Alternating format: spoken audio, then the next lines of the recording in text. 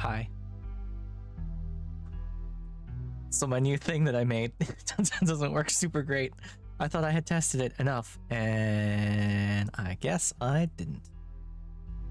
What the hell is it supposed to be? Because I want the thing to disappear when the eyes appear. But it didn't. Hi, Desty. Hi, Desty. How are you doing? Yeah, see, blink the eyes on. Oh, here it is. Yep. That's supposed to be hidden. Don't need that, don't need that. There we go. That's what's supposed to happen. Starting text? No, that one's fine. Starting placed text is where it needs to disappear. Cool. Hi. Hello. Desty, congrats on getting first, as always. Clem, congrats on getting second. I know you're not here anymore, but pretty annoying day. All right, listen here. I'm fucking with you. I'm gonna bitch about stuff real quick. This is let's have a quick sesh. Let's have a quick bitch sesh, yeah? So Tuesday today, in it. There's a thing I've been waiting on for the last little bit. It is going to be a new VR toy, basically. It's a VR like accessory to sort of make VR video gaming more immersive. I've been following the progress of these people for a while. They just went to Kickstarter today. I knew it was going to be expensive. I didn't think it was going to be that expensive. But no, shush, Dusty. Haven't you been keeping up with what's going on in Spooky's chat? I'm say so now. I'm perfectly say so. I'm a pure and clean angel. Nothing untoward happening here. Hey, Maudley, welcome. No, it's you know how you can get yeah, Maudley, welcome. I see you're here from the Ghostfish chat, I imagine, since my go live only gets really posted there. I'm also on Blue Sky, but I don't think you follow me on Blue Sky. Welcome. We're having a quick bitch sesh because it's been a day. Yeah, so I've been agonizing over whether or not I should back this stupid thing on Kickstarter. It's basically VR treadmill shoes. They're individual treadmill shoes that you can wear in VR. And there's a whole bunch of software and tech happening behind them, but basically the idea is as you walk, they scoot you backwards so you can walk in place. They're very cool. These people have been working on them for a while now. They work, as far as I can tell. You can't like go into a full sprint with them like you can on like one of those, like the Catwalk, the other VR treadmill that everyone knows, right? Where it's like a dome and you put frictionless shoes on kind of thing. So you can't just take off into a full ass sprint. You can do at best a light jog. But they're expensive, man, they're expensive. But I did it, I pulled the trigger, I backed them. So I guess I'll have cool new VR shoes in just under a year. They're supposed to come out in February. Why not just put roller skates on? Cause I don't know. Yeah, I mean, it should be cool. My only concern is there's a weight limit on them. Obviously, there's a weight limit on them, right? Because you're strapping tech to your feet and you gotta stand on them. The weight limit is a lot less than I expected. It has like a maximum weight of 220 pounds, which I think I'm just pushing 200 lately. I've sort of fallen off of eating healthy the last little while. So I've gained a bunch of weight since my trip, and I guess I gotta get on that. I gotta not gain any more weight. Yeah, right? 220 doesn't feel like a lot. Especially since they're sort of pushing. Metabolism keeps you at like 170. I was 170. Like 6 months ago, I was 170, 180. And then I got back from Japan and I don't know what I did, but I guess I ate and I stopped moving as much, and I put on a pile of weight and I'm not happy about it. Yeah. I don't know. But no, like one of the things they're advertising these things as is like, oh, this is a great weight loss tool because you're exercising as you play Bibio James, and it's like, okay, but you already got to be kind of small, you know? Like, we're not all 150 pound, you know, influencer YouTubers out here. It's, yeah, 220 just doesn't seem like a lot. You're at 120 now, you're at 170. See, the thing is, right, even with my own weight loss, I try not to focus on the number. I'm trying to focus on the health of it. My thing was always, I don't really care what number I'm at, so long as my belt buckle sits flat against my belly, you know? If my belt buckle's sitting flat against myself, then that's whatever. You know, I could be 140, I could be 240. Maybe it's all muscle sort of thing. I know, it's so hard not to be obsessed with the number. Ugh, it really sucks. Quick tangent. Something interesting I saw recently. I run a VPN on my my set-top box. I got one of those Android boxes for my TV, right? Like, we don't pay for regular cable. And I've got a VPN, so I set it to Japan because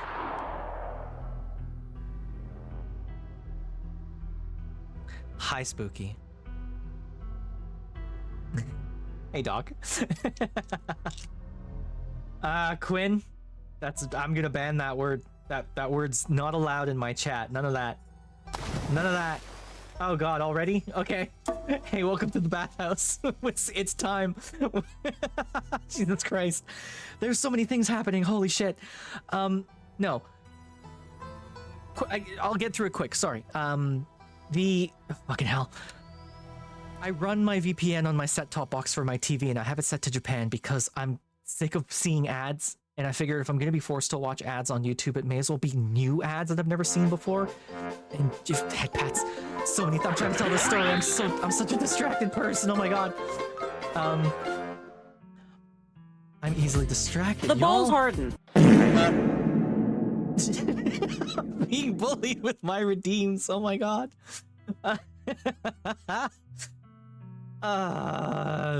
Japanese ads for razors showed men shaving their legs and armpits, and I thought that was really interesting. That in Japan they sort of push that body image thing for men, you know? Anyway, that's the end of that story.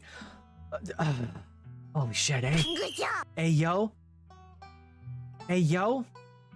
God almighty. Let me get through this shit. All right. Dusty got first. Congrats. Clem got second. Congrats. Med check. Did do. I have taken my meds. Dusty. Thank you. Clean glasses. Clem's not here. I don't have my regular cloth with which to clean my glasses, and I did, and I scratched the piss out of them. So, cool. I got big old scratches in my lenses now. Doc, congrats on third. Well done. Hacking, bath time, hacking, hydrate. I'll do that. Oh my god. Oh my god. Posture check, nice and straight. Stretch. Ugh, no free yawn for you, I'm sorry. I got the cat ears, my balls were hardened. There was a loose AO happening. And I think that's that caught up. Cool. The balls hardened, yes. The balls were hardened. I need to fix that one too, because the balls harden on my PNG tuber is much funnier because it's so much bigger. But I realized I have like a series of set positions that I put myself in, you know? So it's easy enough to just tie that into the filters in OBS and just make them move around. Yeah, what's up, Modley? The balls harden. Here, I'll do it for you if I can. 3-minute cooldown. I'll play with it real quick. The balls harden. There we go. How about this? The balls harden. So see, this is what it looks like with this, right? But if I open up this and I do where are you? This. I got my PNG tuber down here, right? Now if we harden my balls, it's the balls harden. It's so much funnier on the PNG.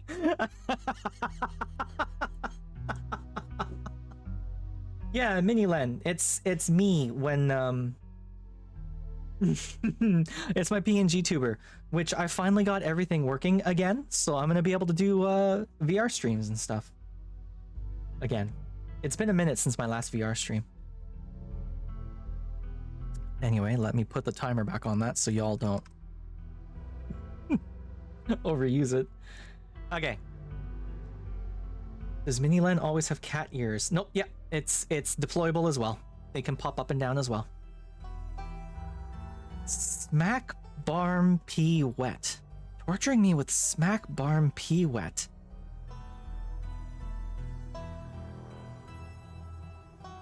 What?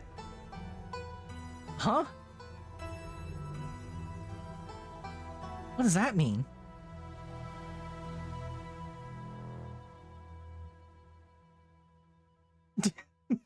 Search it on YouTube. All right, I'll do that afterwards.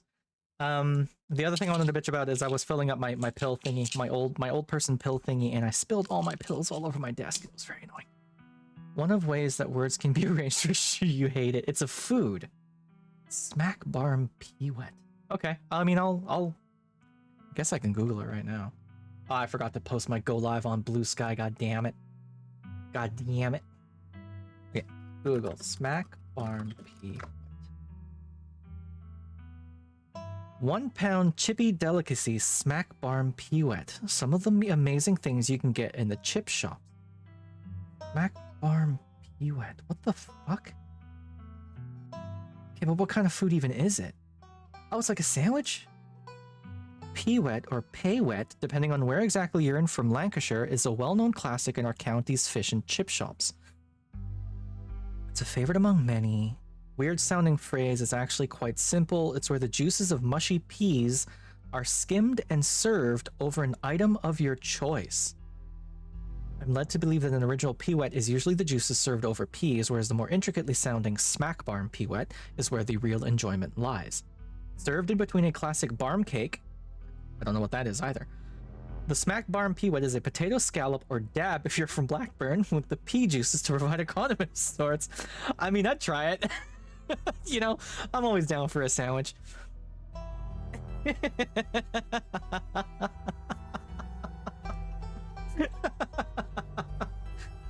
Oh, lordy, lordy, lordy. All right. Well, the things you learn on stream. Thank you, chat, for teaching me about weird shit, I guess. Yeah. There's a video where the guy is talking about it and it's not English, it just isn't. What?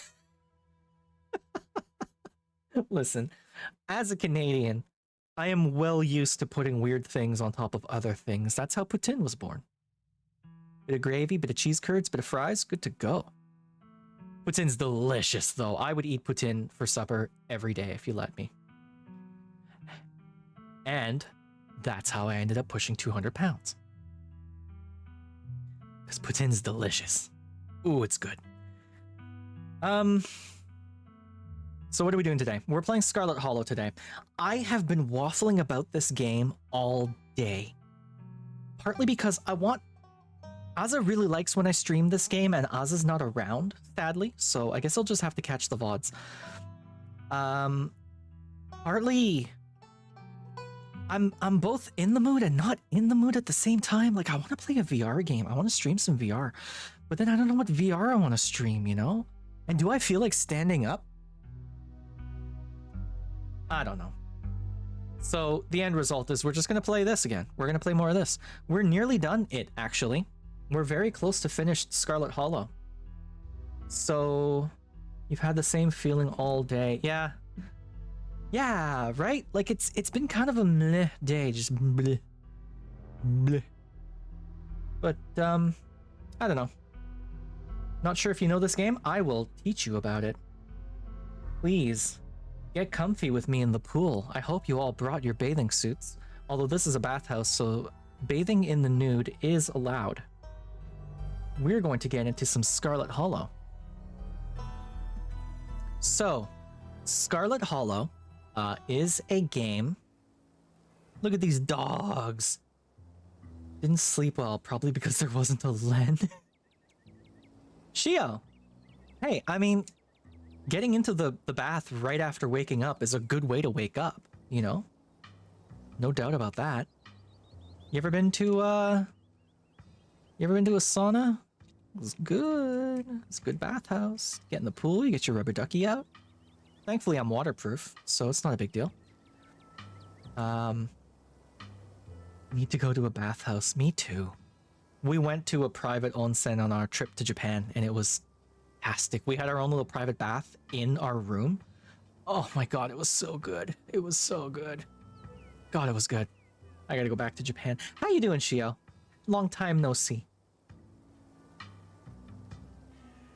Hopefully you're having a good one. Yeah, Maudley, it was so good. We're planning another trip next year around November, and it should be a good time. We're gonna go to the Tohoku region. That's another thing I wanted to fucking bitch about. That's right. All right, we're gonna bitch some more. Sorry, I'm talking about stuff. I am studying Japanese. I've been studying Japanese for a while, but it's one of those things where it's like on and off, and you're not really paying attention, and you're kind of like Sometimes you go harder than others, sometimes you don't, sometimes it's like you do a quick vocab lesson, right? It's only in the last year that I've really sort of doubled down and really gotten to work on it. So I use two main things. I use Renshu, which is an app. It's kind of like Duolingo, except it's not run by a complete dipshit and there's no Gen AI garbage in there. So Renshu was built by a person who lives in Japan, and he likes to teach Japanese. The app is fantastic. It is at its core an SRS system, so I forget what SRS stands for. Basically, it keeps track of how good you are at a certain thing, and it brings it back to you. And the better you do, the less often you see it. The worse you do, the more often you see it, sort of thing. Something reputation study. Bye, cat ears. Oh, all right. What? Oh no. I broke something. Why are my cat ears happening over and over? The cat ears are broken. Oh, is this because of this thing? Oh no. All right, well. That's okay. There we go. Okay. So it's speak really soundly. It's anyway, it's a good study app. I really like Renshu. It's got a built-in community. It's really, really handy to use. I also use tadoku.org, which has a series of completely free to download graded reading like books. So they start from grade starter, which is you don't know Japanese, but you're interested in learning how to read, all the way up to grade 5, which is this is just a book. It's a simple book, but it's still just a book, right? So I've been using... Oh, here we go. Thank you, Doc. Now they're permanent. Now they're just there. Thank you, thank you. So using those, I was able to get to a point in Japanese where I could make myself understood in Japan. It helped a lot. On a whim, I signed up for Japanese courses with a service online, and like you pay for individual lessons. It's one-on-one. It's like an hour-long lesson kind of thing. And yesterday I had one, and it is so goddamn frustrating knowing what you want to say but being unsure how to say it. And in the moment, in the pressure of the moment, your brain collapses, and even though you know the words, you know the grammar, at least a little bit, you resort to using like single word utterances like a caveman, like a toddler who got dropped on their head too many times, you know? And it's so frustrating. God, it's so annoying. And props to the teacher, you know, I guess I'm paying her, so she's gonna be patient. But she, hey, Pellery, she works you through it, and she's like, oh, here's the more natural way of saying something. Here's the correct grammar for what you're thinking about saying. Say it in English. How would you say it in English? And I can help, kind of thing, you know? But what frustrates me is that after the lesson, I'm standing in the kitchen making supper, and all the things, there was like 2 or 3 sentences that I really stumbled on.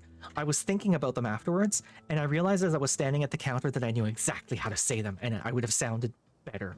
Maybe not like fluent, but I would have sounded a lot better and more natural. And it drives me crazy that my brain wasn't fast enough, you know? Yeah. It's the part of learning a language that sucks. I hate learning languages because I hate sounding like an idiot, but I love learning a language because it's really cool being able to connect with people you otherwise wouldn't be able to connect with. Anyway, write out what I want on a sign. You know what sucks is that my reading is so much better. Like, she gave me this story to read in, you know, full kanji and different kana systems and whatever, and I blasted through it, no sweat. And then she'd ask me a question about the context of what I had just read, and it's like, oh, it's gone already. And then I'd have to reread it again. And on the second reading, usually I would understand what the hell I just read. But, like, my reading is better than my other shit. What? You don't like it when I say, give me ein clap, papa? Okay. We're gonna get back to this shit. I was trying to explain this. This is Scarlet Hollow. This is made by the same people who made Slay the Princess. If you don't know Slay the Princess, it's a really cute, Cute? It's a really good game where you are supposed... Yeah, Maudley. Hey, welcome to Len's ADHD stream. I'm... I'm so easily distracted. I'm sorry. Yes, yes, yes. Slay the Princess is the game in which you have to slay the princess, or you are requested to slay the princess. You can either do or don't. It's really good. If you haven't played Slay the Princess, please go play it. It's excellent. This game, Scarlet Hollow, was made by the same people. It is a longish form visual novel. Oh, the Japanese story. I was talking about the Discord. See, I don't even remember saying that. I don't remember talking about it on the Discord. My brain is made of cheese. I forget things faster than you can even believe. I am barely functional as a human. One day when I get Alzheimer's, no one's going to notice. This is just going to be, oh yeah, that's Len. Len doesn't remember shit, ever. It's bad. Yeah, so Scarlet Hollow, the basic story is you are an estranged member of a family, the Scarlet family. Your great aunt just died. Or your aunt? Your aunt just died. And you went to the town to attend the funeral. And when you got there, some weird shit happened. Sometimes there's... That's a good way of putting it. I like that. Sometimes there's... That's good, Doc. I like that. Oh, okay. Enjoy your Lurkshio. Honk. So when you start, you get given like a series of traits that you can take as your character, and you pick 2 of them. I chose keen observation and can talk to animals, so I can talk to all these critters. And then they give you a million different options, and it's very much a choose your own adventure kind of thing. It's so good. It's so good. There's only 4 episodes out right now. They're planning on 7, but it is in early access right now with only 4 episodes out. Episode 5 should be out by the end of the year. Fingers crossed. They just finished the script for episode 5. So we're going to get through this because I think we're like chugging through episode 4, so we might finish this today. We'll see. The last thing that happened was Pixel here, friend Pixel, was getting attacked by this thing. And then all these doggos came running in and tore it to shreds. And now we're talking to these dogs.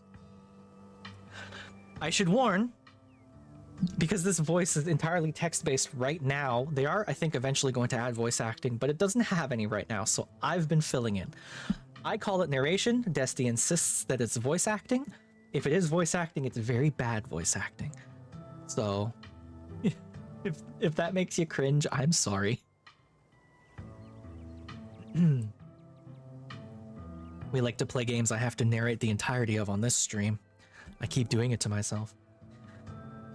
So Pixel was saying, like to see you try. I was a indoor cat, but now that I got a taste of the outdoors, I will never be satisfied by the indoor life. But maybe I can wait till all the monsters are gone. Okay, so we've got good doggies. Make sure he gets back to his family. You kind of dog militia. Have you seen or smelled Gretchen? That's a good question. Gretchen really admires you, Scraps.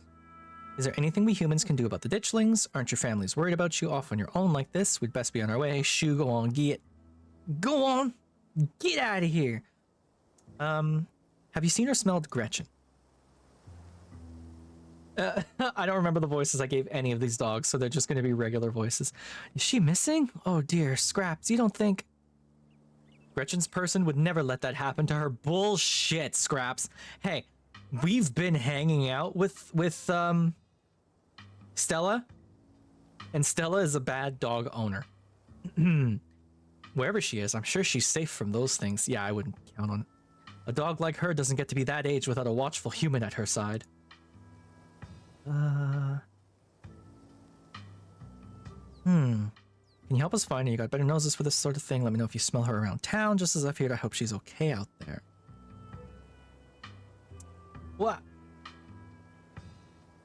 Oh, hey, good bot.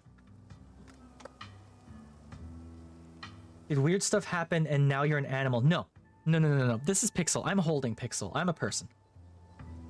Weird stuff did happen, but no, I can just talk to animals. That's just a thing I can do. Because I chose it in the traits at the very beginning. And it was an excellent choice because the animals are very, very fun. Can you help? Let me know if you smell her around town. Can you help us find her?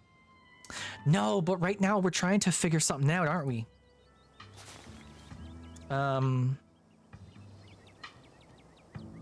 Met the mayor dog? Met Scarlet Hollow's resident creepypasta. Had dinner at Reese's, invited Tabitha to go ghost hunting, made plans with Sybil to talk about mysterious goings-on over tea tomorrow. So it's currently Thursday. Yeah, see, if you look here, I can talk to animals, and I have a keen eye. Yeah, I think there's either 8 or 10 different traits you can choose from, and you can mix and match them. It's really, really cool. Let me know if you smell her around town, okay? Of course, Gretchen is now our top priority. Any dog that goes missing must be found, but especially her. She's a pillar of the dog community. Oh, Gretchen.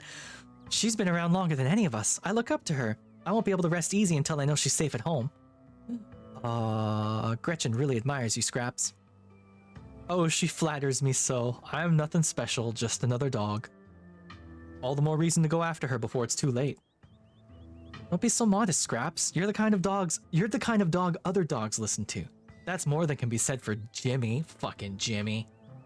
Mayor Jimmy. Thinks he's so high and mighty just because he can sit and stay the best. As if obedience is the best quality in a leader.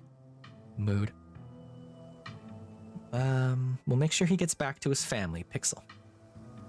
We appreciate it, human. Word's been going around town that there was one among you who could properly understand us. It'll be good to have you on our side during these strange times. Odd things are going on around here. It's important for all of us living things to watch out for each other. Are you kind of dog militia? Yeah, I suppose you could say that. I'm sure you've met the town's illustrious leader by now, unfortunately. When the powers that be abandon you, it's up to the rest of us to band together and protect those who need protecting. Is there anything we humans can do about the ditchlings? They ain't that hard to kill when there's a whole lot of us. They die easy enough, so long as you don't get caught unawares. That's why we're gathering all the local dogs. A big pack is a safe pack.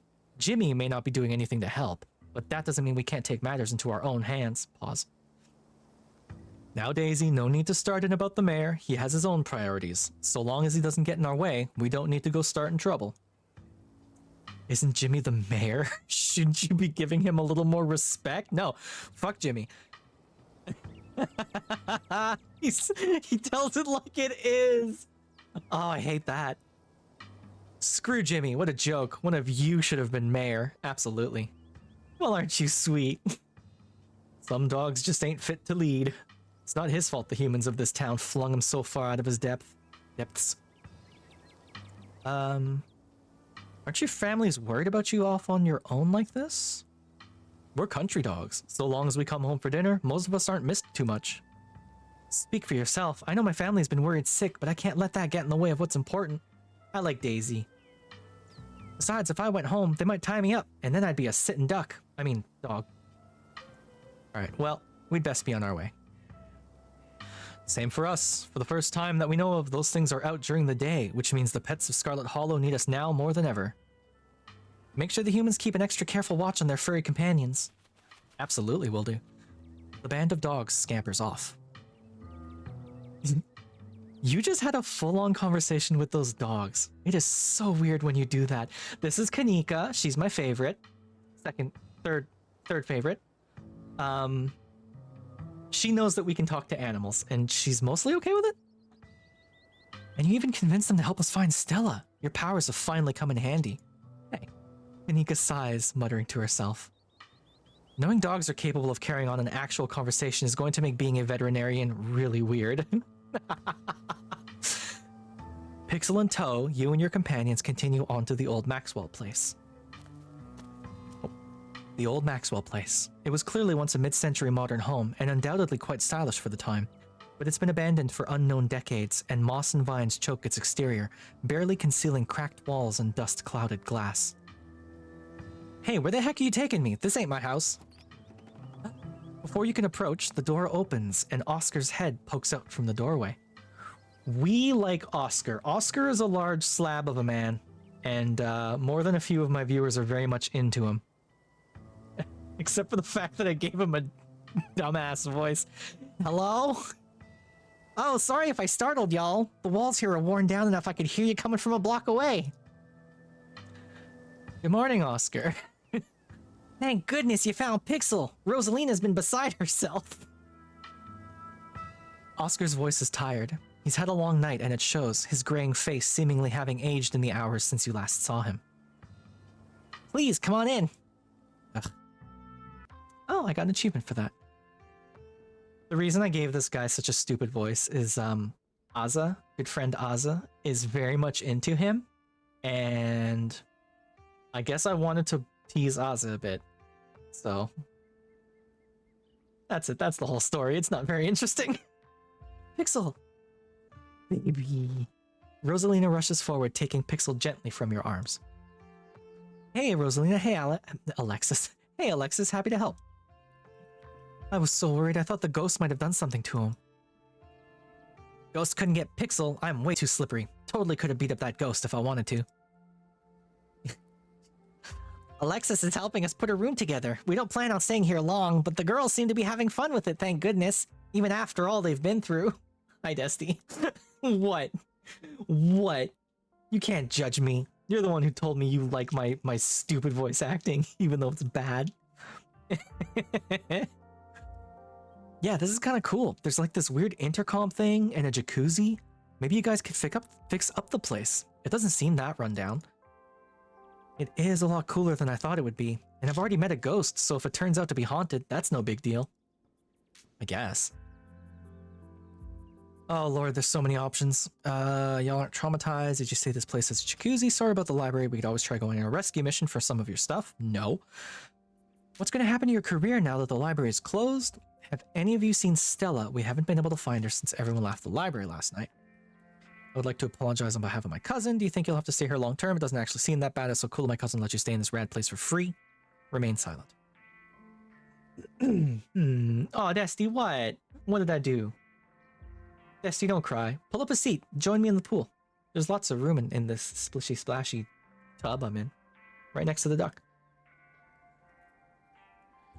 We all know my thighs are big enough to support anyone. Check this shit out. Bam. Bam. Look at these thighs. Thighs for days. Come, have a seat. It's nice and comfy.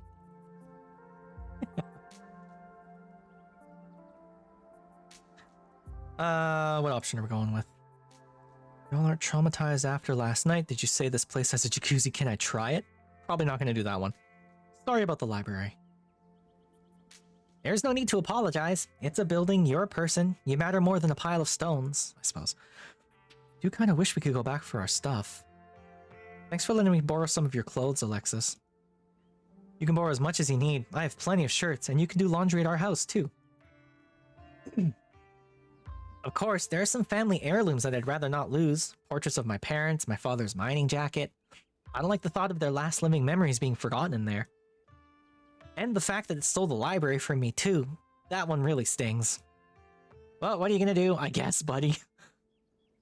What's gonna happen to your career now that the library is closed? That's a good question. I was up all night wondering the same thing.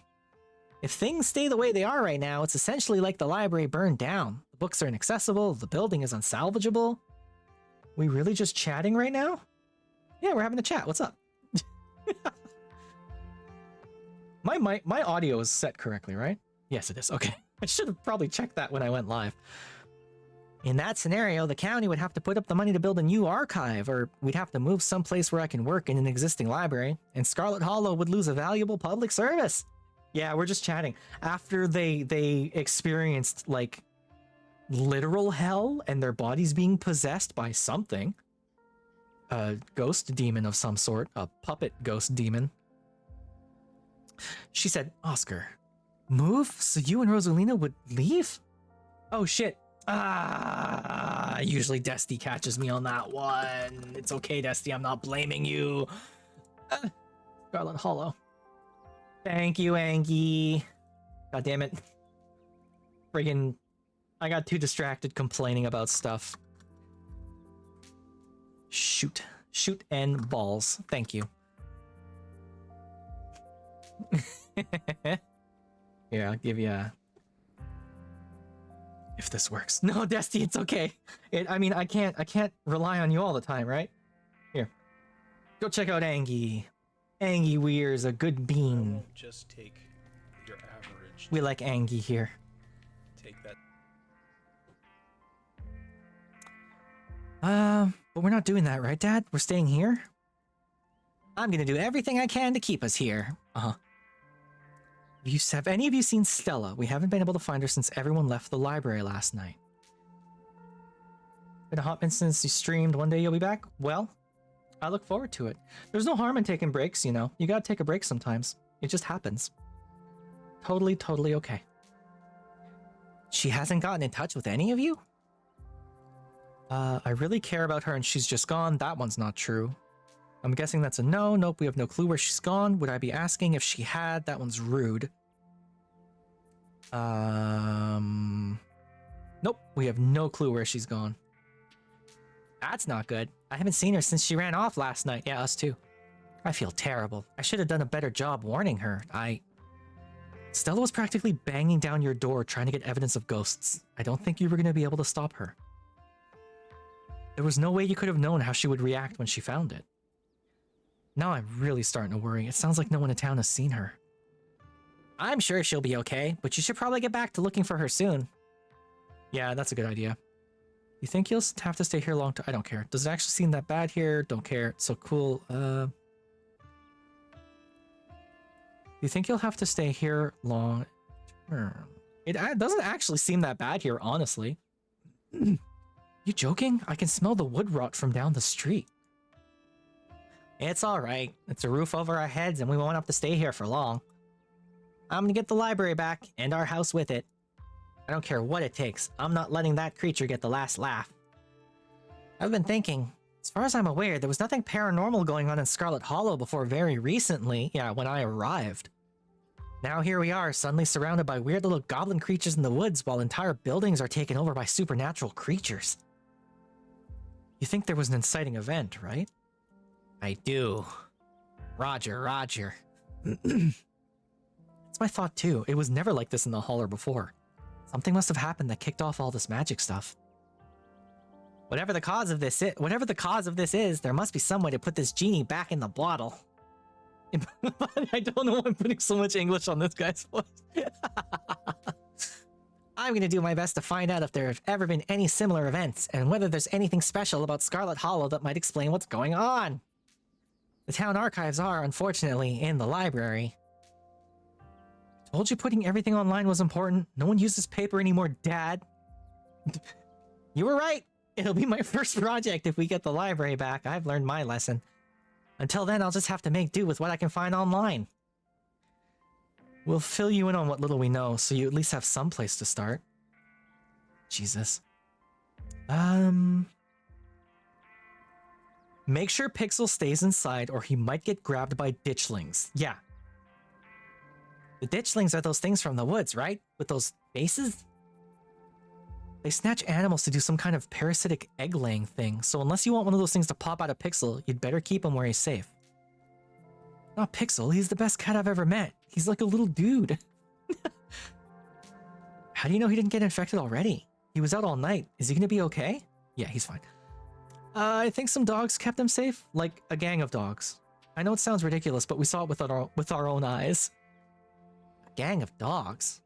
I suppose stranger things have happened. This very week, in fact. But we'll make sure he stays safe, right, Rosalina? I'm not letting him out of my sight ever again. Yeah, well, cats, am I right? I think there's something in the clinic. We've been finding these weird stone seals. I wonder if this could be the work of some sort of cult. We need to find Stella. We're burning daylight. Turn and leave. We've been finding these weird stone seals. There was one in the mines and another in your basement. There might be more.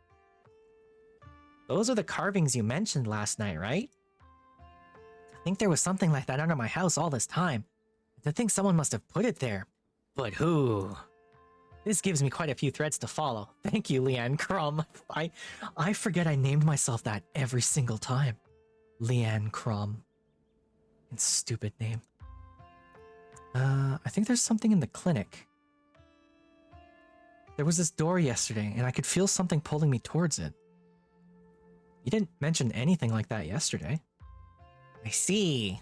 I'll dig up what I can on the library. There's a lot of history there. I wouldn't be surprised if there's something haunting that place as well. Yeah, and causing the doctor's kid to be dying. Oh god, you don't think that's why Reese is sick, do you? I do, in fact, Kanika. That's exactly why I think Reese is sick. He's been sick for years, hasn't he? If there's something supernatural causing his illness, it puts a bit of a wrench in our recency theory. It does, but maybe there's more to it than that. Maybe things being clustered so tightly together is just a coincidence. Maybe Scarlet Hollow's been weird for a long time, and we're all just starting to notice. It took me back-to-back encounters with the paranormal on consecutive nights to even consider that we might be dealing with something supernatural. We need to get Reese out of there before something bad happens to him. Reese mentioned a movie night. It's the perfect cover for an investigation. Oh. We should investigate the clinic. I'm sure Reese will be fine. I'm gonna break into the clinic and see what I find. Reese mentioned a movie night, right? It's the perfect cover for an investigation. Who knows if that would fly with Dr. Kelly, though? After last night, I'm pretty sure she's not gonna let us anywhere near her house. If we're gonna investigate the clinic, I think we're gonna have to break in. Hell yeah. Nope, absolutely not. It's what Stella would do, and she's been 3 for 3 this week when it comes to finding spooky stuff. She's also been 3 for 3 when it comes to finding her way into mortal peril. Yeah, he's right, though. Actually, he's right. He is a very large slab of a man, eh? Look at this guy. Right? Guy looks like he lifts dishwashers for fun.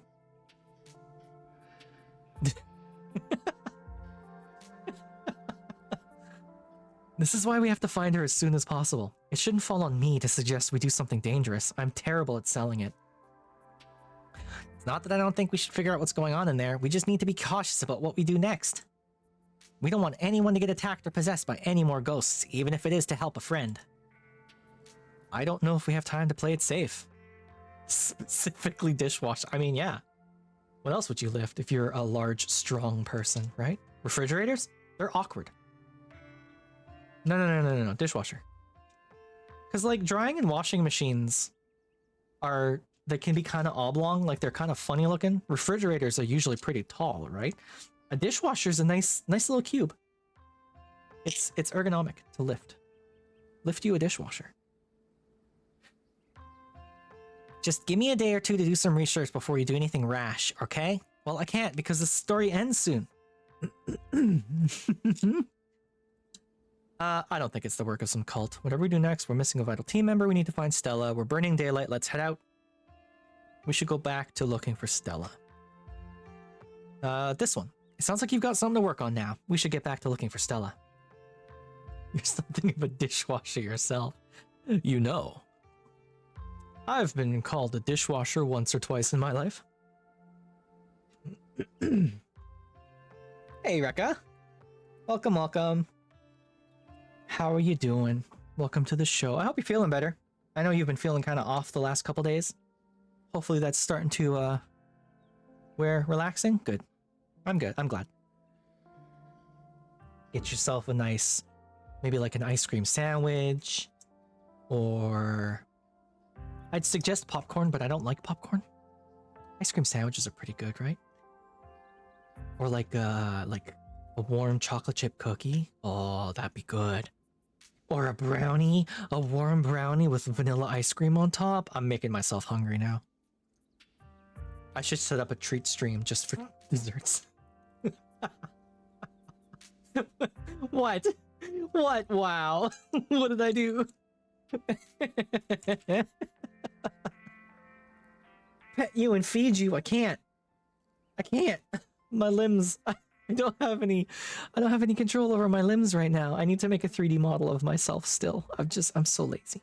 I'm so very lazy. Getting you hungry too? Well, Dusty, may I suggest everyone in this chat getting some poutine? On the house from the Canadian here. Go get some poutine. This is good stuff. We all love fries, gravy, and cheese, right? I do. Thanks for the lead, Leanne Crom. Let us know what you find. I will. We're gonna get the library back and we're gonna figure out how to fix whatever's wrong with this town. Roger, roger. So that's Oscar. Any other ideas? Yeah, let's go. We should make sure the police know Stella's missing. I mean, they already know, though. Oh, this guy. What? Desty, you just don't know. You gotta try it. Trust me. Trust me, it's delicious. Right? You get fries, you get French fries. Gravy on top, already good to, like, already talking. But then you add the cheese curds. Have you ever had cheese curds? They're so good. It's cheese, but it's kind of mild. And they squeak. Good cheese curds squeak when you eat them. Because they're all like, they're kind of wet. I'm not selling this very well. It's delicious. Trust me, it's delicious. The only thing I will say about poutine is if you do get some somewhere, the cheese curds are non-negotiable. You can change out the kind of fry in there. You can change out whatever sauce is on there. I'm not a poutine, like, elitist by any means. But the cheese curds are non-negotiable. There needs to be cheese curds in there. You don't like cheese? Well then, Desty, I can't help you. Hell yeah, exactly, Maudley, exactly. I happen to live fairly close to a cheese curd factory. So I get fresh stuff. I can get the real fresh stuff. Like straight off the line fresh. Your mom just brought some back? Hell yes. All right, easy. You've got cheese curds? Go get some French fries and gravy. Make yourself some poutine. It's easy. Like, you literally make fries, you put the cheese curds on top of the fries, you pour gravy on top of that, done. Poutine. Beef gravy, though. It's gotta be beef gravy. At the least. You only have cheese curds. Well, you'll know what to do next time, right? I'm holding you to it. You gotta make yourself some poutine. Look at all these pictures in here, right? The police station is exactly what you would expect from a town the size of Scarlet Hollow. It smells strongly of coffee and faintly of aged furniture and paper, and the general tidiness speaks of a department that doesn't get much of anything done. But you're also not alone here. You enter to find a worried Beau standing between you and the officer behind the desk. Big Betty wasn't just a pumpkin, Deputy Franklin, sir. She was gonna be a prize winner. Raising her was the last thing me and my daddy did together. She's important to our family. Ugh, God, what did I give this guy as a voice? I think I just made him like a... The Scarlet Hollow police are spread pretty thin at the moment, young man. Any property disputes will have to wait, if indeed there is a dispute to be had. Are you sure it wasn't some animal that took your vegetable? Sir, you know Mr. Tremaine thinks that land belongs to him. He probably thought Big Betty was his to take. He ain't coming to his door, so for all I know, he might be all the way to the state fair by now with our pumpkin. Ain't there something you can do about it?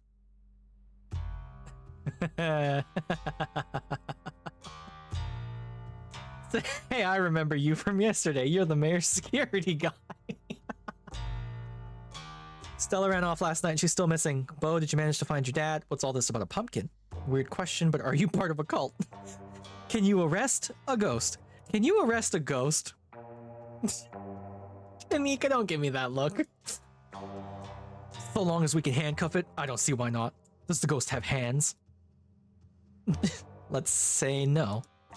Then I probably can't. Why do you ask? Just a hypothetical question. Hey, I remember you from yesterday. You're the mayor's security guy. We also met on Monday. Yeah, I remember that. I'm a man of many hats, and all of them give me authority over you, so you best watch yourself. How many hats, sir? Do you have as many hats as I have? Because I got so many hats. I got horse ears, and I can put a train hat on. I think my horse ears are still on.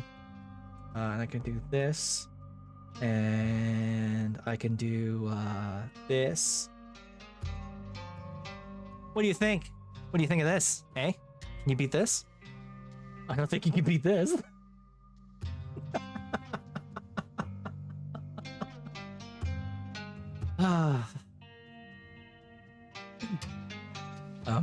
Best watch yourself. Whatever. Beau, did you manage to find your dad? Bo's stoic expression breaks, and for a moment you can almost see tears forming in his eyes, but he blinks them away. Yep, I found him. I'm so sorry, dude. I gathered what there was to gather. We're giving him a proper burial in the family plot. It's been tough going, trying to dig the hole while the farm is crawling with those hairless things. But it needs to get done. You think they'll go back where they came from soon? Beats me. Mama and me have tried to fight them back as best we can, but it seems like there's more every minute. Jesus. Sybil says they don't hurt people. Halloween's in a few days and they've really helped set the mood? What a fucking wild thing to say to a guy who just lost his dad to these things. I'm personally doing everything I can to send them packing. Well, I'll do my part to help. I'll kick in as many of those nasty little faces as I can, but I don't know how many I can send scampering off. Seems like there's no end to those critters. Stella ran off last night and she's still missing. A missing person? Apologies, Mr. Calloway, but I'm gonna have to handle this first. Deputy Franklin pulls out a few forms from the front desk and hands them out. If one of you could fill these out, please. Sure. I can take care of that. Thank you so much for taking this seriously, Mike. I know Stella has a tendency to go on hiking trips, but this feels different. She can't be in her right mind going back out into them woods after what happened to my daddy. Oh, that was him talking. Whoops. Are you sure you can't start looking like right now? She shouldn't be off on her own. Thanks for taking this seriously. Come on, there's got to be more you can do than just giving us paperwork. Why did we even come here? This was pointless. Come on, there's got to be more than you can do than just giving us paperwork, you fucking cop. My orders are to man the station, but I'll be sure to start an investigation as soon as I'm relieved. The Scarlet Hollow police are doing all that we can. Fucking nothing. Cops, am I right?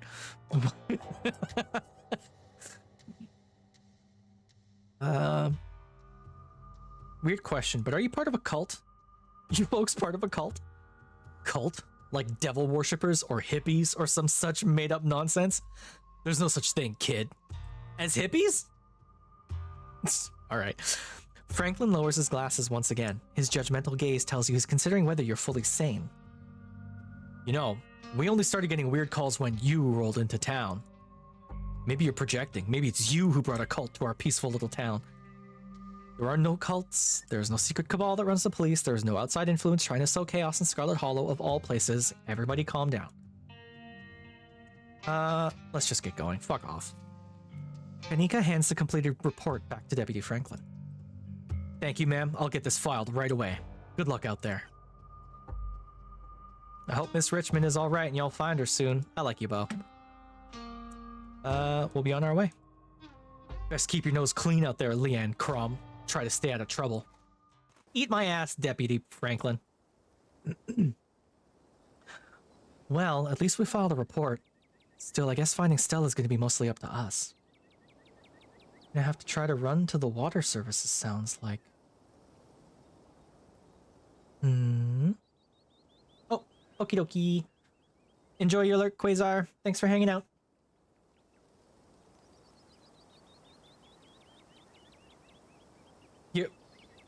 Do you mean, Maudley, do you mean I'm gonna have to run to the water thing, or is this like an actual errand you have to go run right now? Where to next? No, you. Okay. Hey, good luck. Have fun. Enjoy yourself.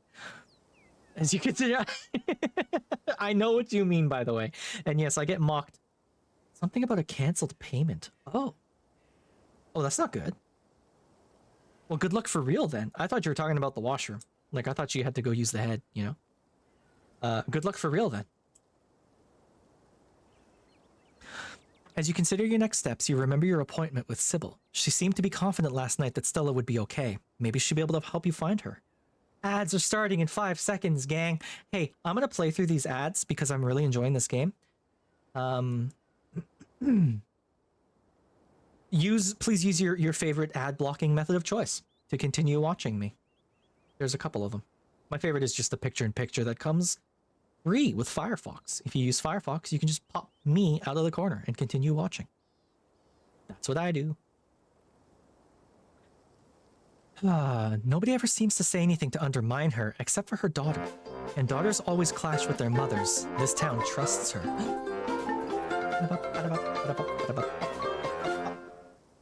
So tasty! Thank you, Desti. Talk to animals, and she'd never disparage your gift. Perhaps she's one of the few people in town who can truly understand you. Ooh. We should talk to your mom. I'm supposed to have tea with her today. Sure, we can humor her. She's probably going to give you some rocks or bundles of herbs for protection or something.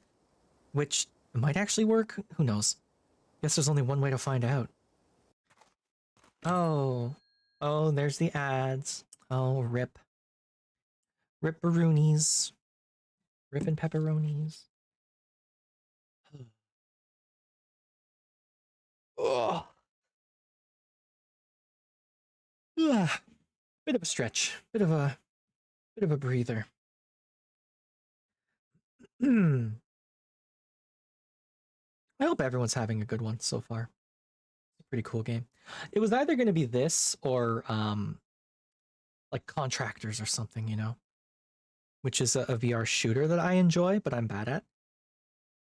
It has an extraction shooter mode that I would like to play more, but you know what? I said I was going to play through the ad, but honestly,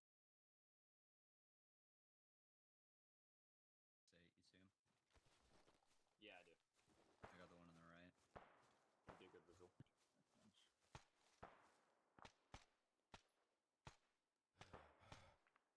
where are we at? There's a 300-ish 4x4 coming at you meters. from the southwest. Take him out. Let's just move forward. Oop.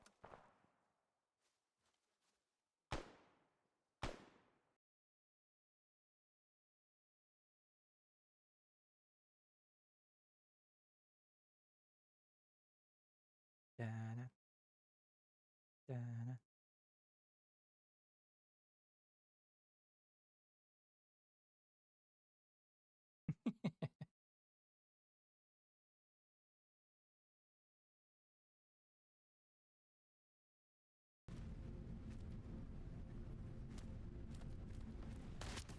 Hi, yeah, buddy.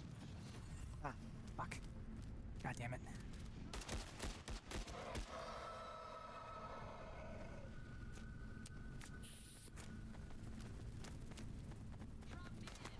Whoa.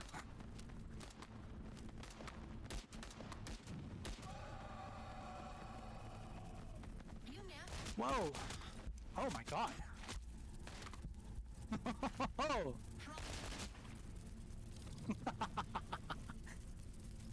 Well, look at them all. I guess there was one behind me with a shotgun? Hey, so I've been muted this whole time. I've been talking for like a minute and I've been muted literally this entire time. Here's how it's gonna go. And now the ads are done, so I guess we'll just get back to this fucking... God damn it.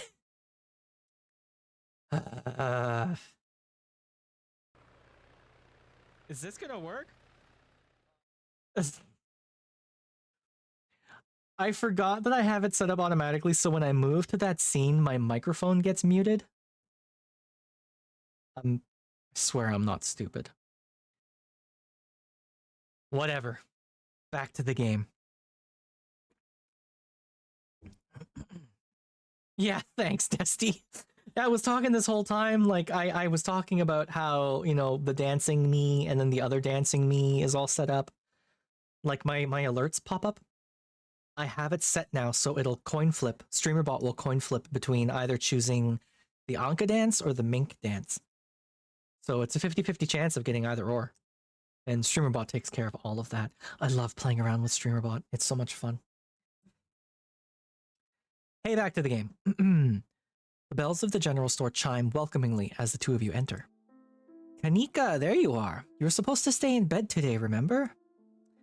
And hello, Leanne Crum. Hopefully you're sufficiently recovered from last night's fiasco. Sorry, Mom, it's just that Stella's missing, and Stella can take care of herself, unlike you. You need bed rest and lots of fluids. You don't need to go running around town spreading that cold of yours. Go on, get up to bed. I'll be up in a minute with more tea. I thought you had some kind of important thing to talk to Leanne Crom about.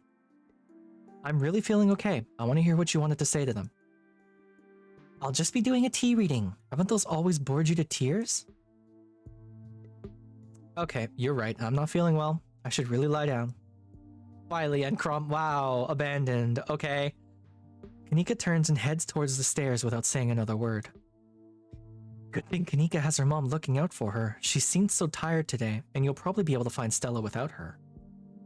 I don't know. Shall we? Do we get to go to the back room? Sybil motions towards the tea room. Oh shit, this is where she keeps all her weed. Tea is life.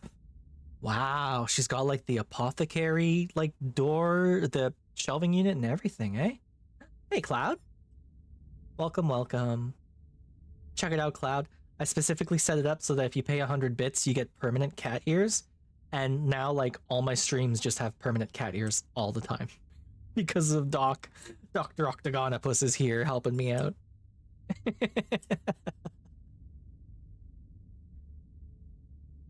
Please, have a seat. I'll bring you a fresh cup. Oh, that was... You take a seat at the small table at the edge of the room. It's dark here, only a sliver of sunlight able to filter through the heavy curtains, supplemented by the bright grow lights over the plants in the corner. Oh, okay, enjoy your lurk. It's, Oh, God. Wait! Oh no, they were already up. Now they're gone again. I'll put them back. There you go. Unless you wanted the ears down.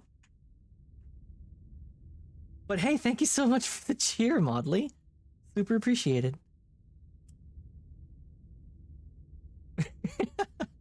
Did you want the ears up or down? Because Doc paid for them to be up, and I don't want to supersede that, you know.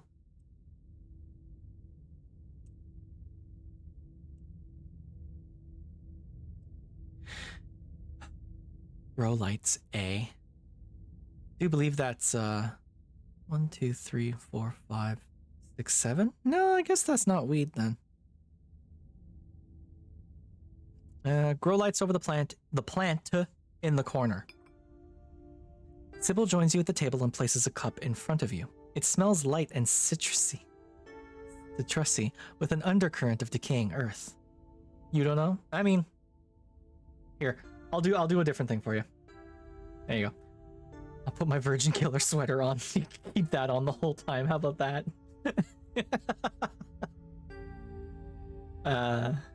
It's not the full sweater. It was, Aza made this for me, but because my hips are sort of sharp and disconnected, he made it into a one piece, which I think is hilarious. I love this stupid thing. Yes, again with the citrusy, Desty. It's right there. It's not me, it's the game. It's the same tea she brought you on Tuesday. Yesterday. No, 2 days ago. I'll be able to do a reading once you're done. Until then, how about we just chat? Sip your tea. Slurp. Drink the tea. It's good for you. I just got an achievement. You take the tea, sipping it delicately. The citrus smell is fleeting, quickly replaced with the earthiness at its core, like you've taken a mouthful of dirt. Oh. Is that good? But the aftertaste combines the two flavors into something soothing and medicinal, and you find yourself feeling more comfortable, your muscles relaxing for the first time in days. The other day you promised to tell me unsavory tales of my mom's youth. Quit yanking me around. You have something to tell me, just come out and say it. What's with all the mystery and ritual? If you have something to tell me, just come out and say it. Finish the tea. The other day you promised to tell me, what was it? Unsavory tales of my mom's youth? I most certainly did, though I might have been exaggerating a bit for dramatic effect. I'm prone to do that. In a town this size, you get to know everybody, no matter what the age difference might be. Vivian was a little younger than me, which meant I always had a certain older sister instinct about her. Her family wasn't good to her. Pearl Ann was a lot like your great-grandmother, Edwardine, which is to say she was not a very kind woman. Similar to Tabitha, but with more social grace and considerably more hatred for her fellow man. Damn. But your mother wasn't a shrinking violet either. She was just as stubborn as any other Scarlet, so her family choosing her as their punching bag made her into quite the rebel. Why were Pearl Ann and my mom raised by Edwardine? What happened to their mother? What's up, Destiny? What do you know about my grandma? I feel like I know a lot about the women in my family, but what about the men? Did they even exist? What happened when my mom found out she was pregnant? How is Babby formed? I'm gonna report it in Spooky's channel. You're being sus? What? I am not. I refuse. I am a perfect and clean and pure Cecilbot. Len the Cecilbot. I'm gonna rename myself to Len the Cecilbot. And then what? Then what, Destiny? Just because I got a bikini or a one-piece suit on? Bikini might be cute though, right?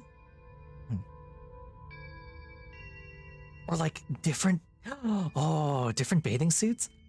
Like I could have a toggle for like a bikini and a toggle for just like swim trunks? Because realistically, I'm just a bot, you know? I'm not anything, really.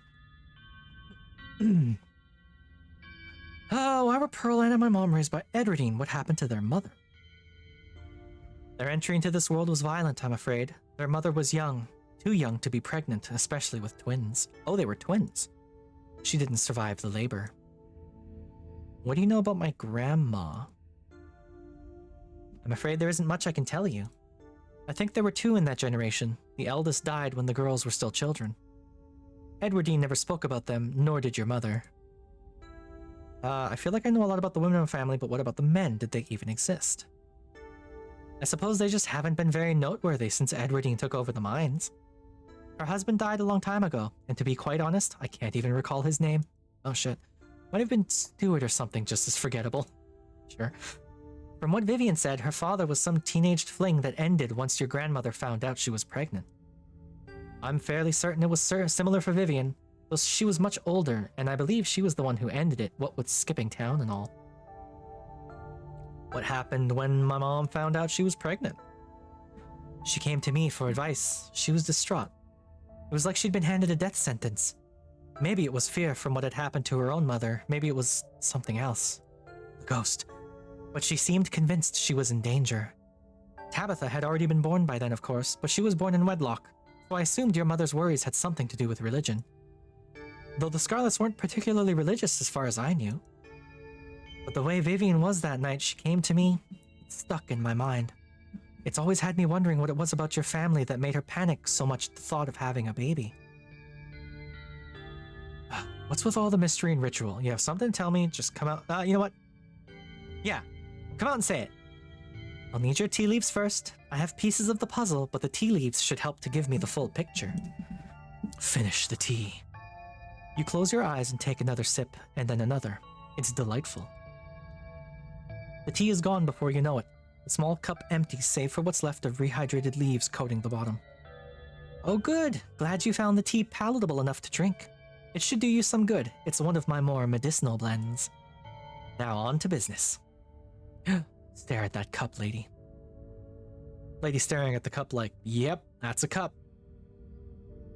Sybil takes the cup from you, staring thoughtfully down at the sludge. Oh dear, this doesn't bode well. You've got just about every warning that can fit in the bottom of a cup. Cross, kettle, hourglass. All of these mean death, misery, difficulty, and the hourglass ties it all together with definite urgency. It's fair to assume that this all has to do with whatever brought the ditchlings. Something is coming, and whether any of us can stop it, I'm not sure. But we may at the very least be able to figure out what it is. And there's a central figure here, a cat. An enemy lurking in plain sight. It's Frou-Frou! Frou-Frou's the enemy! Oh wow, the cat's gotta be Pixel or maybe it's Frou-Frou. Those are the two cats I know. The cat could be Tabitha, could be Wayne, could be Stella, could be Kanika, could be Oscar, could be Reese, could be Dr. Kelly, could be Dustin. He's a possum who lives in my dresser, and I try to talk to him every day to hear his wisdom and help with his troubles. It would break my heart if he's the traitor. What a fantastic answer. The cat could be Pastor Daniel. How do I know you're not the cat? Genuinely? I want to say this one or this one. How do I know you're not the cat? That's ridiculous. Sybil is helping you, and if she was the cat, why would she warn you about herself? Pick someone else! That's the first time the game has called me an idiot. What?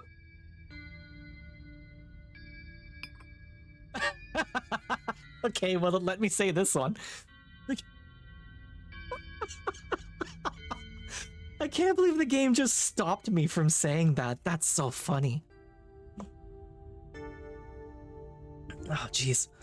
The cat's gotta be Pixel. Or maybe it's Frou-Frou. Those are the two cats I know. Dear, the cat isn't a literal cat. Like I said, it's a symbol for an enemy lurking in plain sight.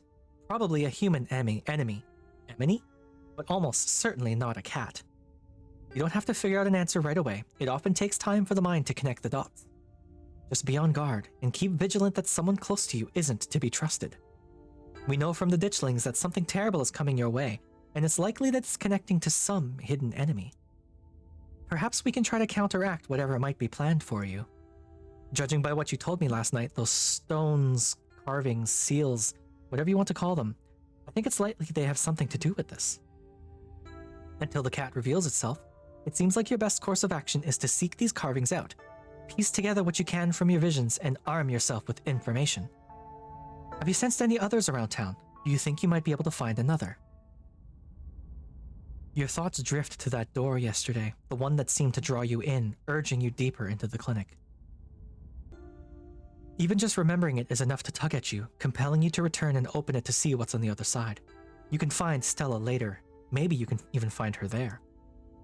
What's important now is finally seeing what's hidden in the clinic. I think I felt another in the clinic. That's good. If you can find your way inside and uncover another stone, that could give you a leg up on your adversary. Adversary? Why did I say it like that? Adversary. Adversary. You'll just have to be careful to avoid the doctor. Something tells me she won't take too kindly to you sniffing around her clinic. I think that's all the help I can offer. I hope this conversation has been illuminating, even if it just brought up more questions than giving any clear answers. Am I okay? I'm alright. Why do you ask? What's up?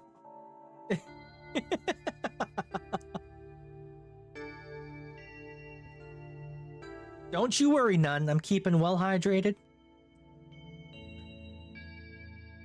Thinking about supper. I'm making chicken schnitzel tonight. Should be good. Hanging out in my tub. My bathtub. You helped last night. Why don't you come with me? That's it. That wasn't helpful at all. All you did was look at some leaves and tell me to go put myself in danger. Thanks, I'll let you know if I find anything. Your head seems to be anywhere but here? What? What are you talking about? I'm present. Am I not present? Bestie? Don't... When you say it like that, you make it sound like I'm doing a bad job of being entertaining and a good streamer. I'm present. I'm just... Sometimes I mispronounce words, that's all. Am I being boring? Bestie? Bestie, are you saying I should give up? Are you saying I should shut down my channel, close my Twitch stream, and leave the Discord?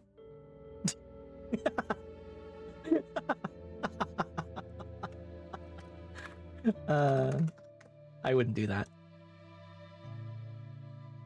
I wouldn't do that. I enjoy myself too much. Plus, I've spent enough money on all my shits, and so I'll keep using it, right? All my very cute emotes, and this very cute model you see, and all my art. You helped last night. Why don't you come with me? I may have been able to see through that spirit's illusions, but I'm not some kind of all-powerful entity. I'm an old woman. I have trouble with my knees, and my eyesight isn't what it used to be. In most situations, I'd be more of a liability than a helpful companion. Imagine if I'd been in those mines with you. Some use I'd be, struggling to climb over rocks and ladders, throwing my back out from all the crouching. Oh, thanks, I'll let you know if I find anything. Glad to hear it. I hope it all goes well, and I wish you luck. Hopefully you won't need it. Thank you again for humoring an old lady and stopping by for a chat. With a small grunt of effort, Sybil gets up from the table, and you're escorted back to the door. This is weed, right? Right? And remember, be careful who you put your trust in. According to your tea, the cat is getting ready to pounce, and merely being ready for it might not be enough. No, Desty, stop that. Desty, stop it. You're totally fine. You did nothing wrong. We still love you, Desty. You're doing great. Pets, head pets, head pets, head pets. Thank you for the head pets. And hi, Seka. How you doing? Ugh. Desty, you're fine. I need to figure out how to upload all of the It's a June incident. Hi, June. I need to figure out how to upload the shorts you've made for me, Desty. I don't know how to go about doing that. Like, do I just download them and then publish them? Like, upload them and then publish them? Is that a thing? Is that how that works? I've never run a YouTube before. I don't know how it works. Also, how you doing, June? Welcome, welcome. Long time no see. I haven't seen you in my chat in ages. June, look what I can do. Spray the June.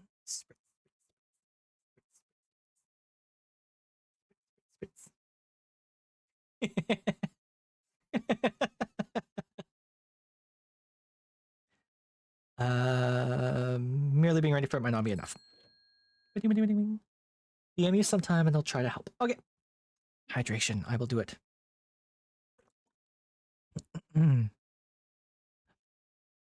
So, oh god, posture check. Okay.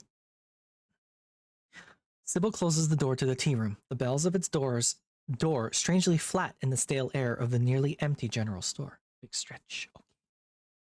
Let's see if I get a yawn for you. There you go. One for yawn on the house. Hack, hack. Sybil closes the door. Talk to Miles. Check in on Kanika. Miles wants nothing to do with me. How am I doing? I'm doing alright. I'm doing better now that I'm streaming. I was having sort of a bleh day. Not a bad day, just a bleh day, you know? And yeah. But I forgot. This weekend, I'm going out for a very fancy supper. Courtesy of my aunt. My aunt is treating me and my partner to a very, very fancy supper. So that'll be nice. It'll be nice partly to get a fancy supper and nice partly to not have to pay for food. Because the best food is free food. Yeah, it's going to be great. You're not going anywhere before checking in on Kanika. You make your way upstairs. Oh, look at all those stickers. That's cute. You own an ant. Yep. One big ant. I've named it Anthony. And can you have some supper too? I mean, if I could ship food, I would. Knock. Knock, knock, knock. Mom, I really don't need any more tea. I think I'm just gonna lie down for a while. I'm not your mom. Oh, Leanne Crom, what's up? I was hoping we could spend a little more time together. I need to talk to you. It's important. I'm going to the clinic. I was hoping you would join me. I could use a breather. Let's hang out for a minute. Never mind. Oh, interesting. Is this the romance path? This might be the romance path for Kanika. I was hoping we could spend a little more time. Can I come in? Sorry, Leanne Crom. My mom was right. I'm exhausted. I probably shouldn't push it or I'll wind up worse off tomorrow. Should have sold the Japan winter trip by saying you could both get naked except for Fundoshi and carry heavy altars around while getting doused in water an entire night. No, see, the way to sell it correctly is to mention, which I did try to do. I was going to book an entire like 1 day, 2 nights at a really fancy onsen. And it would have been really nice to do like, you know, let's go hang out in the bath in winter. How nice will this be? But I mean, we can still do it in November. I mean, Tohoku's gonna get not cold, but it's gonna get a little chillier in November, right? When we're planning on going. So I'm not too fussed. It'll be okay. I think it'll be fun. Plus, that gives me more time to get better at the language. So, more time to practice. It looks like you're on your own. Oh, okay. Rip. You make your way out of the general store and down the road to the clinic. If that was the romance path, I totally beefed it just now. You make your way up the familiar hill past the rows of ragged houses that make up Scarlet Hollow's residential area. Ooh, spooky. Well, there's Wayne. Hi, Wayne. Look at all the fucking critters out and about. 1, 2... Oh, Wayne's right. Wait. Unless that's supposed to be another one of these? Okay, Wayne's right here. 1, 2, 3, 4, 5, 6, 7, 8, and a raccoon. I thought that one was Wayne. Creepy. Yeah. Listen, I know how to ask for a seat for 2 in a restaurant. I know how to order food in a restaurant. I apparently know how to negotiate the selling of a used secondhand kimono to my partner. Just fucking weird. I did so well during that. It's a fun language. It's just difficult to get your head around. The grammar is occasionally very different from English. So, you know. It isn't long before you find yourself standing outside of Dr. Kelly's clinic, its secrets enticing you to find a way in. Even at the bottom of the hill, you can already feel the presence. It's like a magnet has been fixed to your ribcage, gently tugging you forward, guiding you towards whatever emits this compulsive frequency. The hacking has begun. Ask a woodland creature how they'd get into the house. Hell yeah, there's a raccoon right there to ask. You got Len's Catgirl Biomorph Blueprint. Oh, Catgirl me was very cute. You quickly glance around, eyes trained on the underbrush. A flash of a striped tail grabs your eye immediately. Raccoon! We can talk to the raccoon! Can I help you, Buster? Hey there, if you were trying to break into that house at the top of the hill, how would you do it? What, just because I got little hands and go through people's trash, I'm supposed to know how to break into places? Racism. Use this useful sentence on it. Yeah. Hey, Seka, do you speak German? I'm told German grammar and Japanese grammar are very, very similar. Okay. I'm told they are very similar in structure. If nothing else, because they're both subject, object, verb languages, right? So maybe you'd have an easier time of. Do you speak Japanese? I never even asked that. Do you speak Japanese?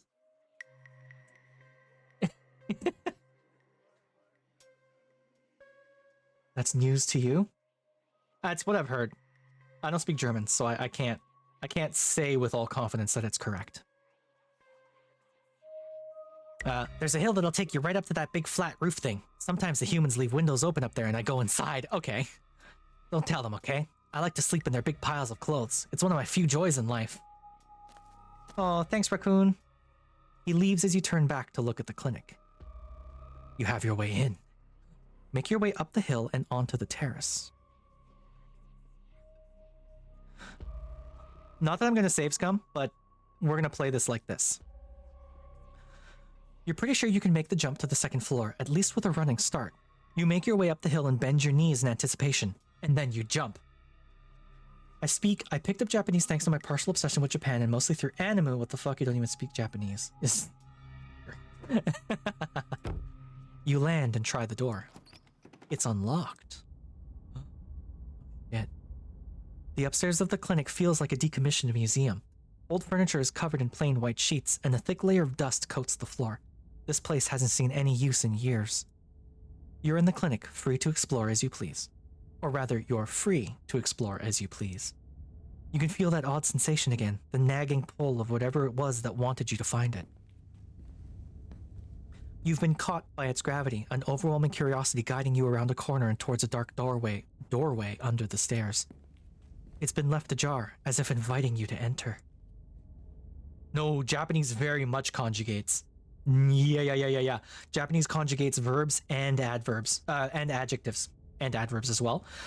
And on top of that, it's an agglutinative language, so you can keep on adding chunks to the end, sort of like German, right? German's agglutinative. So Japanese, you keep on adding chunks to words. Pronouns, no. No, verbs and adjectives and adverbs. Adverbs? No, if it's an adverb, it doesn't conjugate, does it? But you conjugate verbs and adjectives. Yeah. Like, warm is atatakai, right? The past tense of warm was atatakatta. The negative of warm is atatakaku nai. And then like you just keep on conjugating it. So it was not warm is atatakaku nakatta. Which is fun to say. Atatakaku nakatta. Atakaku nakatta. And then you keep on adding chunks to the verbs to make it like whatever. Like you can add saseru is being made to do something, and then dareru is the passive form. So taberu is to eat.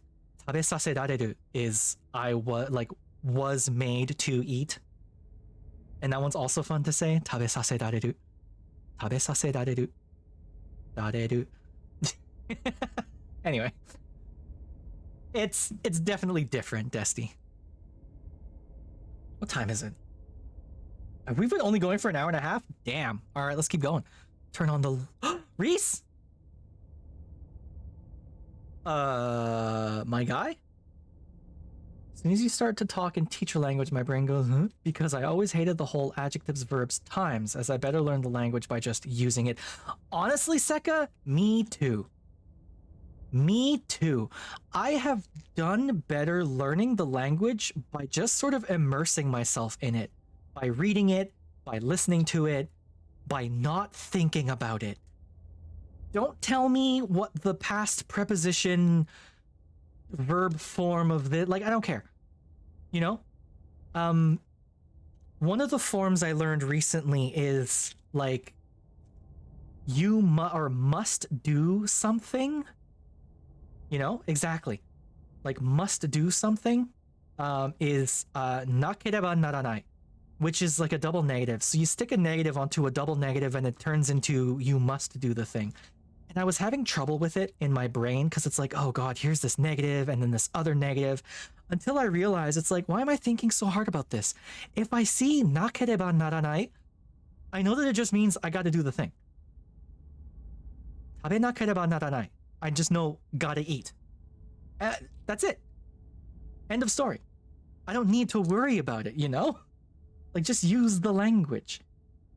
And Maudley, why are you a baller? Are you successful? Did you get your water turned back on? Also, no, I don't think he's okay. The lights click on. You're in the morgue. Oh, Jesus Christ, dude. Leanne Crom? What are you doing in the morgue? Vampire! Flirt! He is the one character that has given me the option to openly flirt. You'd be so confused if you think about English as deeply as Japanese. That's the thing.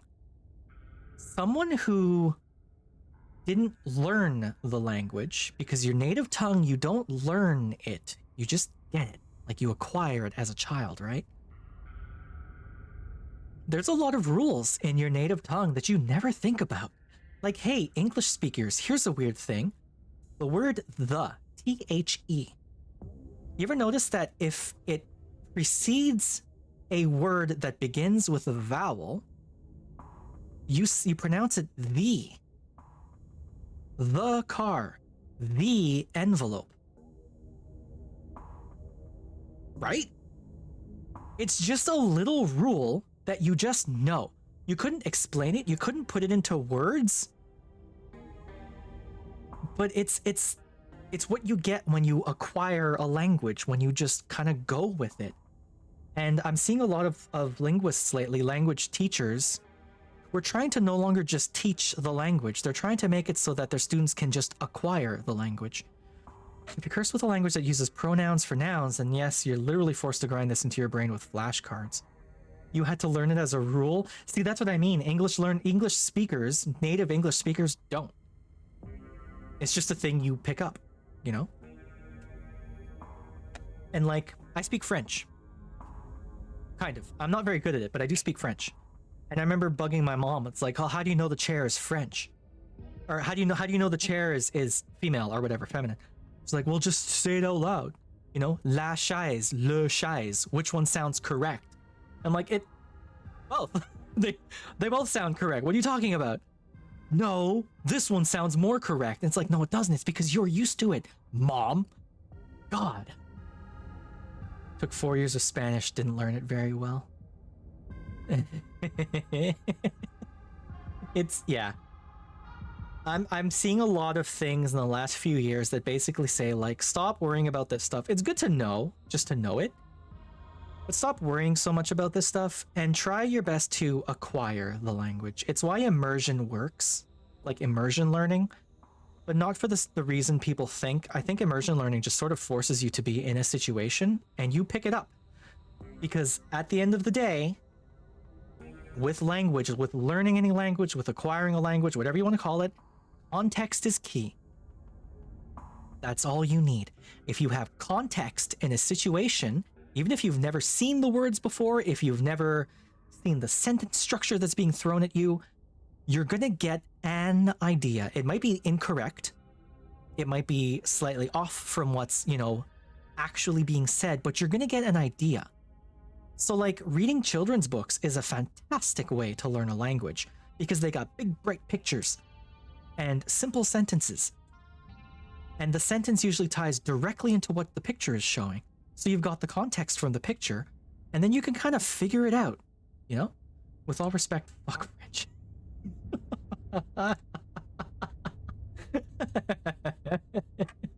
Change their nouns and their language in comparison to German is just BS. No, I agree.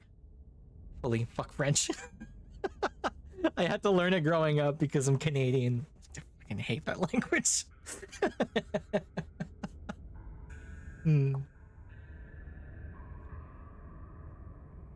Having to learn it is really hard. Just learning a couple words and then reading it, easy literature is the best. Yeah, I agree.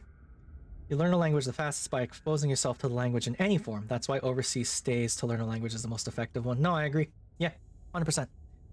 Like, I was in Japan for 3 weeks. I didn't start using the language until like day 4. From day 4 to day 21, you could like visibly measure how much better I had gotten in that time. Just over the course of 3 weeks. I got so much better. A lot of it is confidence, which I lack. I surmounted the confidence issue by getting drunk in Kyoto. ERB joining a Spanish furry RP Discord. Hey, if it works, right? If it works. Yeah. When I was in Kyoto, I was having a hard time. Even to that point, I was having a hard time using my Japanese. And we went to a Mexican restaurant, and I got the worst margarita in my life. And it got me drunk. And hey presto, I found my confidence to speak Japanese to the guy at the bar. And he was super, super cool about it. And from that point on, I just spoke Japanese every day over there. It was awesome. God, it was a bad margarita though. Holy shit. I don't know what they did. It was the worst margarita I've ever had. Okay, back to this fucking game.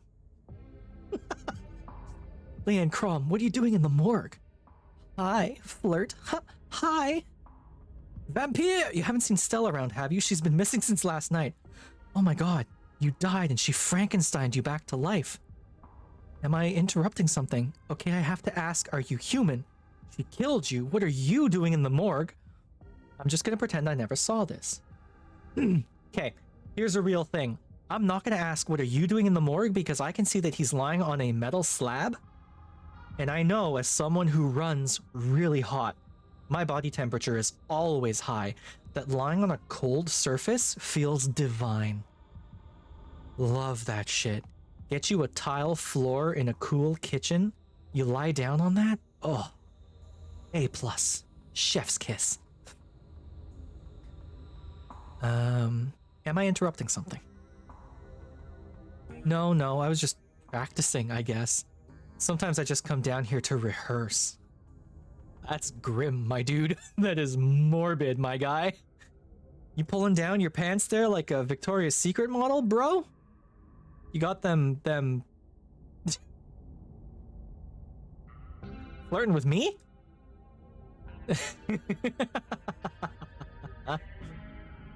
Oh god, I missed some stuff. Hola. Did I miss some stuff? Oh.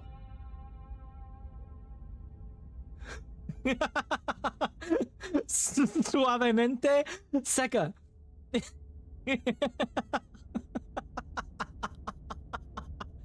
God, I love, God, what is it? Ganon, right? Ganondorf. Yeah. I love that bit. Suavemente.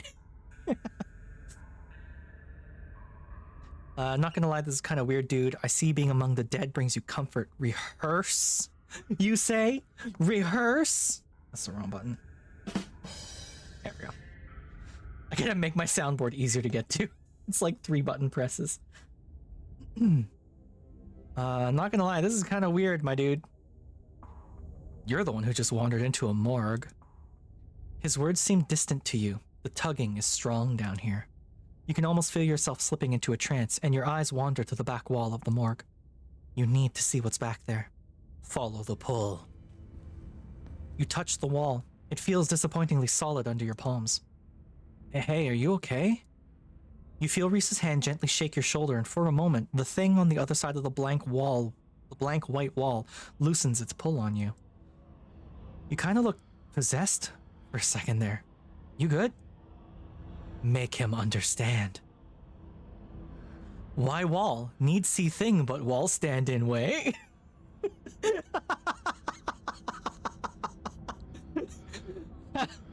How girl get pregnant? How is babby formed? Let me inside. There's some kind of magic shit going on, man, but it's telling me I need to get behind that wall. I need to get behind that wall. There's a stone carving on the other side of that wall and I need to see it. I need to get behind that wall. Reese glances back at the wall. You're really serious, aren't you? This is probably a bad idea, but if you really need to get in there, I'm pretty sure there's an emergency axe somewhere upstairs.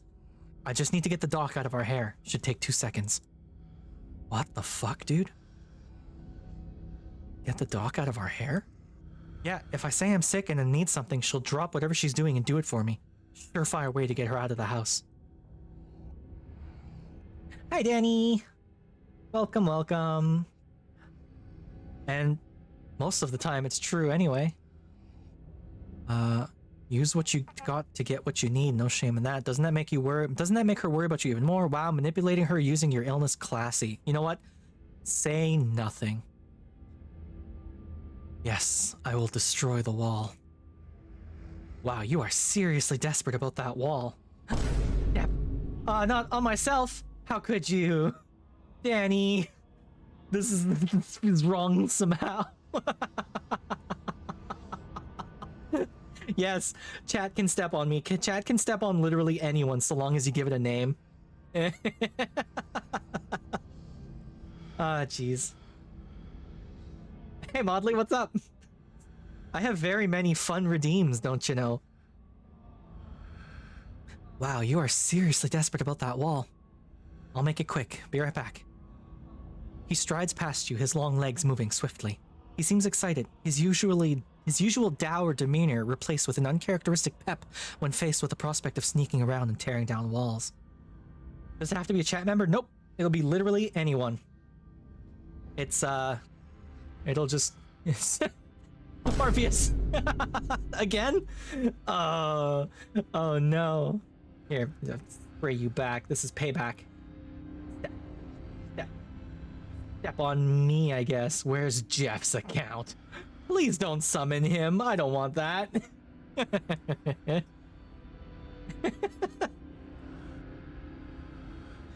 You hear his soft voice filtering in through the open doorway at the top of the stairs, a hoarse and sickly edge added for effect as he speaks to his mother. Hey, Mom? He coughs gently. Reese, I didn't know you were awake. I still feel like shit, but I think I can finally try to keep some juice down. It looks like we're all out, though. Really? I thought I'd just pick some up. I've got an errand to run on Main Street anyway. I'll go pick up some orange juice. And some ginger ale, too. That would be awesome. Sorry to ask. I know you're probably busy. It's no problem. It doesn't take long. Don't do anything too strenuous while I'm gone. Just lie in bed until I get back. Stepping on your own face is truly something only bots can do. Yeah, right? Just pop my head off. Thanks, Mom. I'll take it easy. You hear her footsteps move down the hall, then the front door opening and closing. Creak, ka-chunk. That's what a door sounds like, by the way. Portals? It worked! The theatric rasp has left his voice, excitement rising in its place. Come on up, we don't have long until she's back. As you step out of the morgue, you relax. The extra space between you and the carving has weakened its hold on you, and with it, your desperation to claw your way through the wall and unveil it again. Whoa, you're getting stepped on. What? Huh?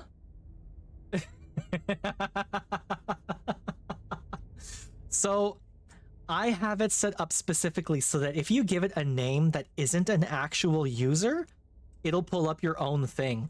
So this actually works in this case. Well done, Seka.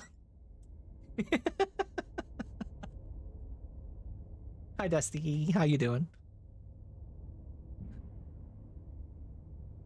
Family planning, heart health and aging.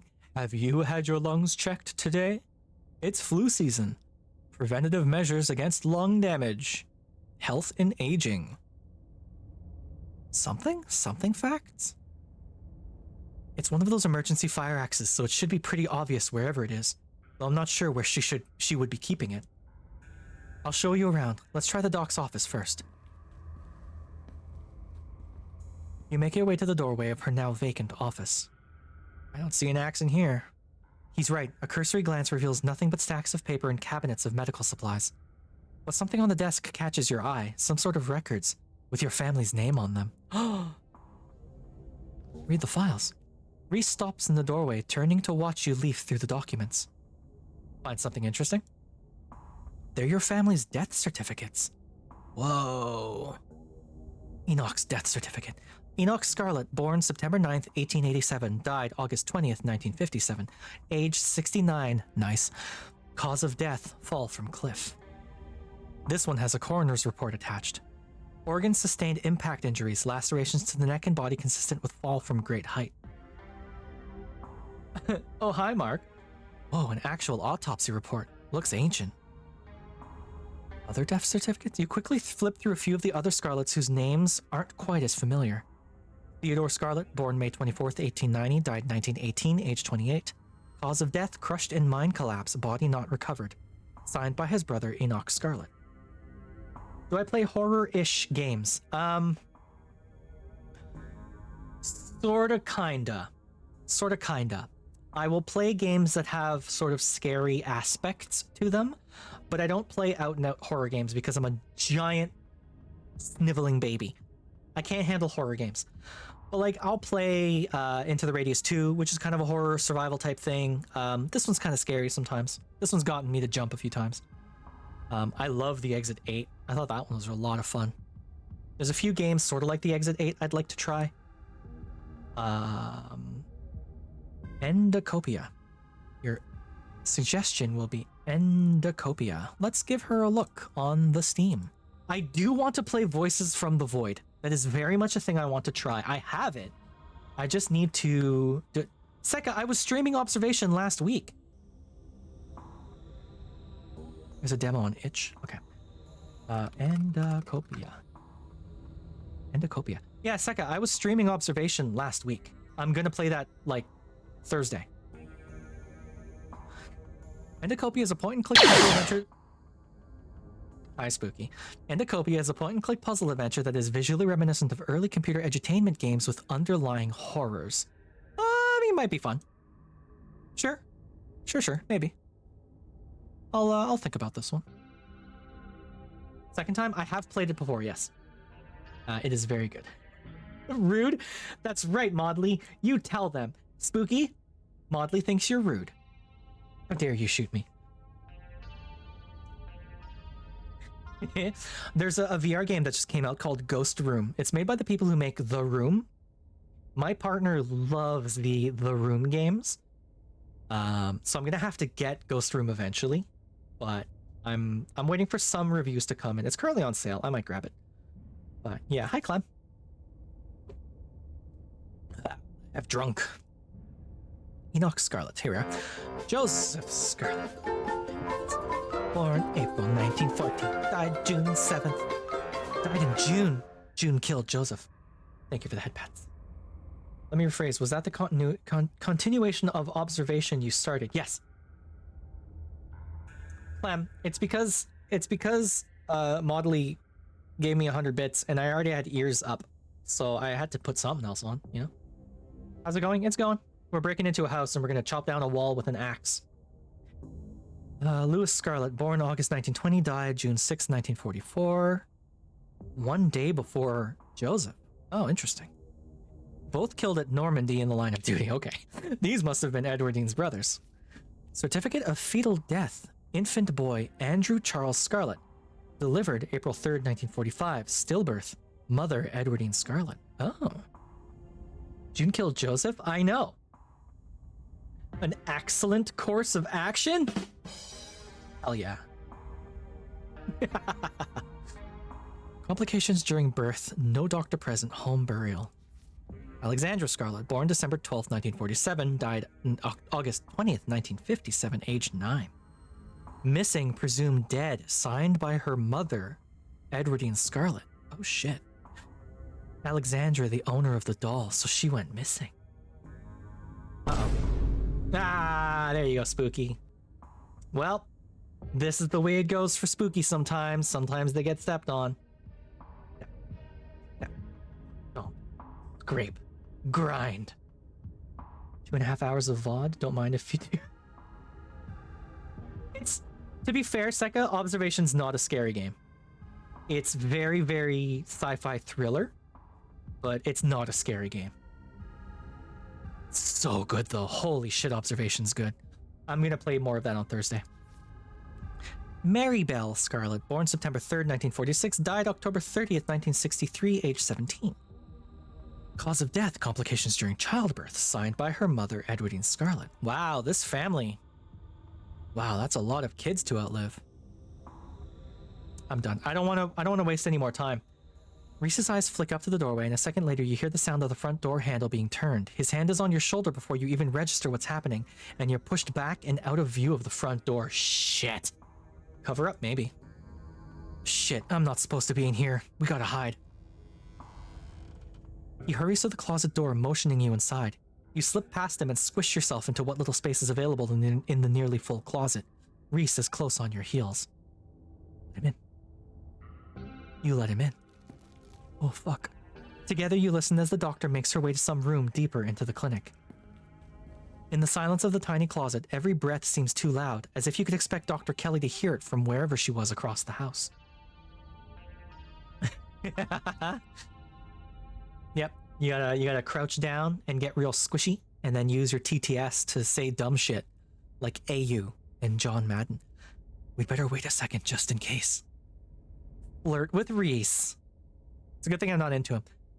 Quietly wait for the danger to pass. The two of you stand in tense silence, both crammed into the suffocating closet, taking shallow breaths as if she could hear you breathing from the other side of the building. No. No. No, no, no, no, no, no, no, no, no. No. No. Absolutely not. Never.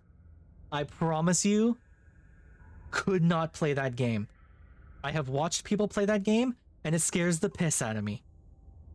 Absolutely not. No, no, no, no, no, no, no, no, no. No, no, no, no, no, no, no, no, no, no, no. I don't do well with games with stalker mechanics. Stalker as in, like, things that are hunting you that you cannot kill.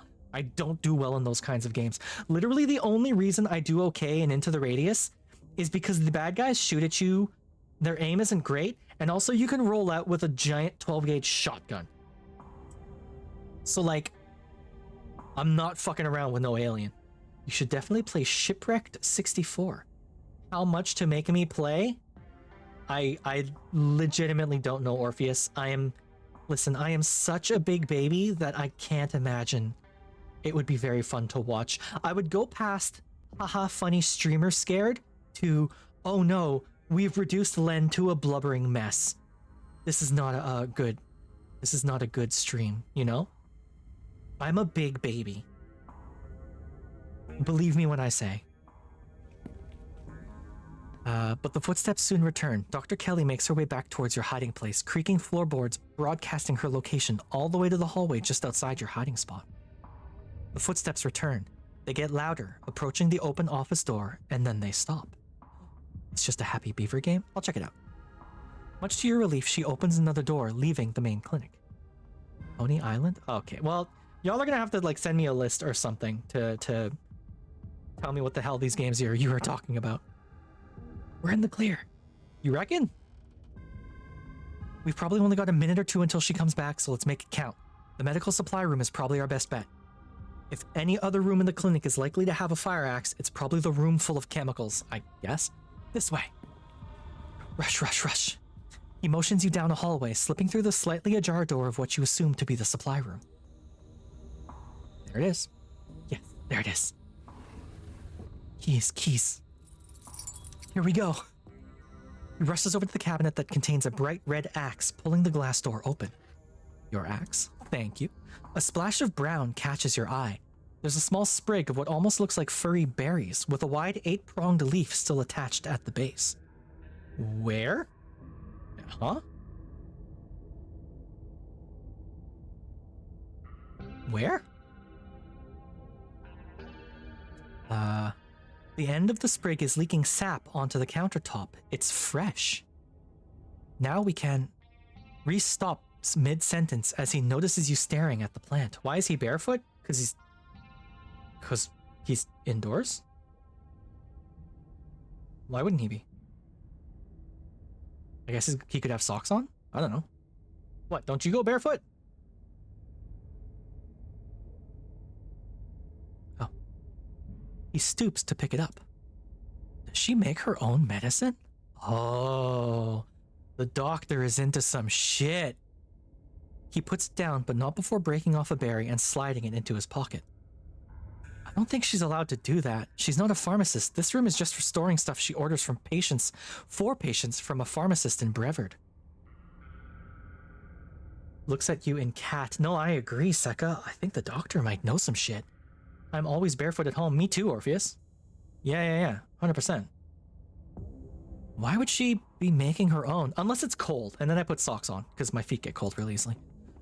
Before you can answer, the two of you hear something in the distance and turn to listen intently. That was the door from the house. Come on, if we hurry, we can get you back downstairs. I'll run interference. Go downstairs, quick. You can hear her approaching now, floorboards creaking in the hallway on the other side of the office. You follow Reese's instructions, once again starting down the basement stairs, letting the pull of the stone carving guide you back to the morgue. Dr. Kelly's voice filters down from above. I was right, we did already have juice. It was just in the back of the fridge. But there's no harm in having extra. What are you doing in the clinic? I thought I told you to go rest. Oh, I'm just gonna chill in the morgue. I got my speakers, so if you hear some weird sounds, that's just my music. Nice cover, dude. I'll be sure to put in earplugs to drown out... all that industrial clanging you listen to. I got a muscle spasm in my hand, which caused me to click my mouse, in case you're wondering. You know I'm not the biggest fan of you spending time down there. It can't be good for your mental health to hang out in the refrigerator for corpses. Do you at least have a blanket this time? Yeah, I'll be fine. It's just a change of scenery. My room feels too claustrophobic right now. Okay, I'll let you know when it's time for dinner. You hear the door close and the sound of Reese descending the stairs to join you in the fluorescent lit room below. Hey. Wall now, yes? Wall. Let's do this, may I make the first blow? You listen to music that sounds like a wall being broken down? Should warn you, something spooky might happen when we break down that wall. Reese smiles. Good. Feel like I've been missing out lately. Stop asking questions. It's time to see what's on the other side of that wall. Let's do this. Have at it. Chop. Crash. Crack. You approach the far end of the morgue, axe practically singing through the air as you strike the wall. Hey, heads up. We've got ads coming up very, very soon. As always, please use your favorite ad blocking technique to continue watching. We're going to play through this because I am compelled. I'm repelled by the stone axe in the wall. The first cut offers a surprising amount of resistance. There is some structure behind it, some wood frame holding it in place, trying to stand between you and what waits for you on the other side. You stagger back from the massive hole in the wall and admire your effort. Whoa, that's not a wall. Holy shit. The splintered edge frames a dark passage, seemingly cut deep into the side of the cliff, cold seeping from a forgotten place into the already frigid morgue. Reese coughs as he takes a better look at what lies beyond the wound in the wall. There's a whole hallway back here. Thick, stale air leaks from the hole, filling the morgue with an earthy mildew smell, like the room is slowly filling with dirt. And with the stink of the grave-like room beyond comes an even stronger compulsion. You step forward. There's the ads, I apologize everyone. And you climb into the hole. This is wild. I don't follow this game much, so is this Reese's office or lives here? So, Reese is the child of the doctor. This is the doctor's clinic. Her house is also the clinic. He's sick. He's been sick for years, and he's slowly wasting away. And it's terminal. So, like, he's already come to terms with the fact that he's going to die. When we were introduced to him on Tuesday, I called that... Tuesday in-game. I called that he's probably dying because the house is built over some fucking shit. Some supernatural garbage. And it's been slowly sapping his life away over time. You know? Like, I am sure of that. So now we're gonna find out. This is wild. I had no idea any of this was here. An entire hospital wing rotting away for decades behind some flimsy drywall. His voice sounds distant. Your sole focus is finding it. Your feet move without prompting, and you stumble down the hallway towards the far wall, barely registering the antique clutter as you stagger past it. Whoa, are you okay? You don't respond, and you don't bother to retrieve the axe. The wall is rotten, water damage having eaten away at the wood over the course of unknowable years, the planks nearly reduced to sawdust. Wouldn't want to walk barefoot in this section of the house, yeah, no shit. You tear into it. There it is. Fucking Enoch. I thought you weren't going to come. I was worried you'd leave me here forever. They said there's nothing they can do. I'll never use my legs again. It's Charles. It's Junior. He got pushed down a hole. Enoch, what am I gonna do? Calm down, Teddy. These doctors don't know what they're talking about. I've been doing my own research, and I've found us an alternative. We won't have to worry about anything from here on out, I promise. I went to talk to the witch. The witch. Witch? But that's nonsense. It's all right. It's all sorted. We're taking you home today, and everything will be resolved by this time next week. Whoa. Everything goes black. Your vision swims back into focus, and it takes a solid second or two to reorient yourself. Hellraiser! You're in an unfamiliar bed. Reese leans against the far wall, eyeing you with concern and curiosity. Ads are done! Welcome back, everyone. I hope you had a good time in Adland. I hope nothing too weird was sold to you. Hey, I was worried you'd slipped into a coma or something. Prequel to Blair Witch Project. Ah, maybe. You tore down a wall like a wild animal, found some weird carving, and collapsed. I think you might have had some kind of seizure. Are you okay? Wait, nothing spooky happened? The mountain didn't collapse on us? No ghosts? How did I get here? Does Dr. Kelly know I'm here? He didn't call an ambulance when I started seizing. I had a vision. I should probably get going. Stella's still missing, and the stone here finally stopped yelling at me. So what now? I think Dr. Kelly should look me over. These seizures can't be good for me. Wait, nothing spooky happened? The mountain didn't collapse on us? No ghosts? No, nothing. You just fell down, twitched a little, and when you seemed stable, I carried you back here. That was a few hours ago. Bro, you carried me? But you have a delicate constitution. Maybe there's something spooky going on right now. We haven't realized it. Great, glad. At least I'll have one mostly normal day this weekend. Aw, too bad. I was hoping for some excitement. Maybe there's something spooky going on right now. We haven't realized it yet. Reese glances around, the two of you waiting in silence as you wait for something spooky to happen. Maybe, or maybe not. I guess it would be for the best if nothing happened. Dude, something's happening. It's called you dying. Come on, man. He sighs. Too bad, though. With your track record, I was kind of hoping we'd run into I was kind of hoping we'd run into some unimaginable horrors. At least I know there's an abandoned hospital wing in the morgue. I'm sure there's plenty in there to get creeped out by. Does Dr. Kelly know I'm here? Nope. I snuck you back into the house while she was busy in the medical storage room. Figured you wouldn't want to come too in the morgue. I had a vision. Like a hallucination? I have those sometimes too. Used to have them a lot as a teen. About what? Always just weird little things. Like my hands would look wrong, or my neck would seem too long, or the room would feel smaller. Shit. I think these are visions of things that actually happened. Whatever these visions are, they're making me very suspicious of my family. These carvings are clearly drilled into some big gas pocket that keeps giving me seizures and hallucinations. I love that you can play the skeptic through and through in this game. Like, weird shit can be happening, and every single time you have an option to say, nah, probably some swamp gas. I think the carvings are trying to warn me about something. My family has dark secrets. An old family like yours? I believe it. Hopefully that's all ancient history, though.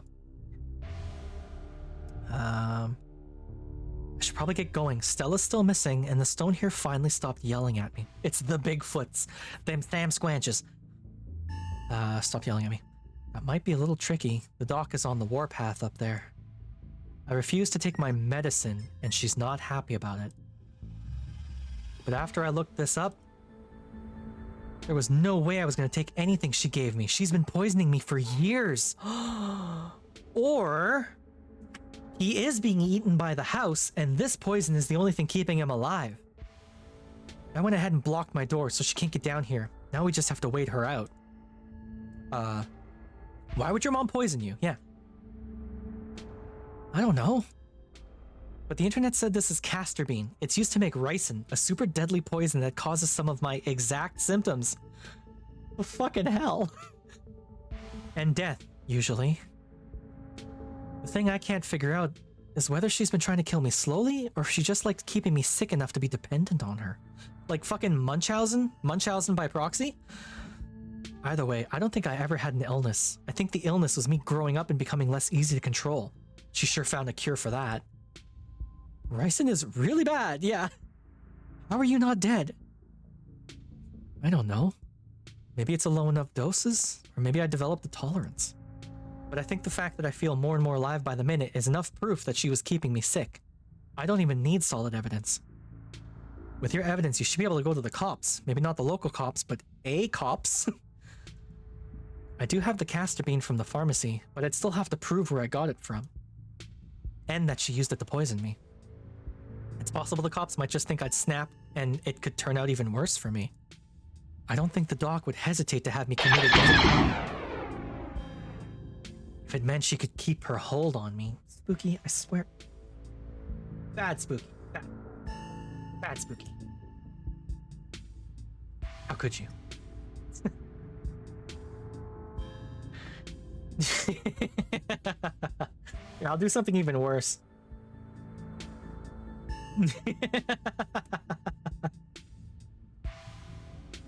There, nerd. Get shouted out.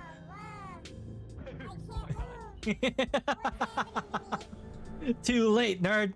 Get shouted out. I got lucky that it wasn't that clip. Oh my god.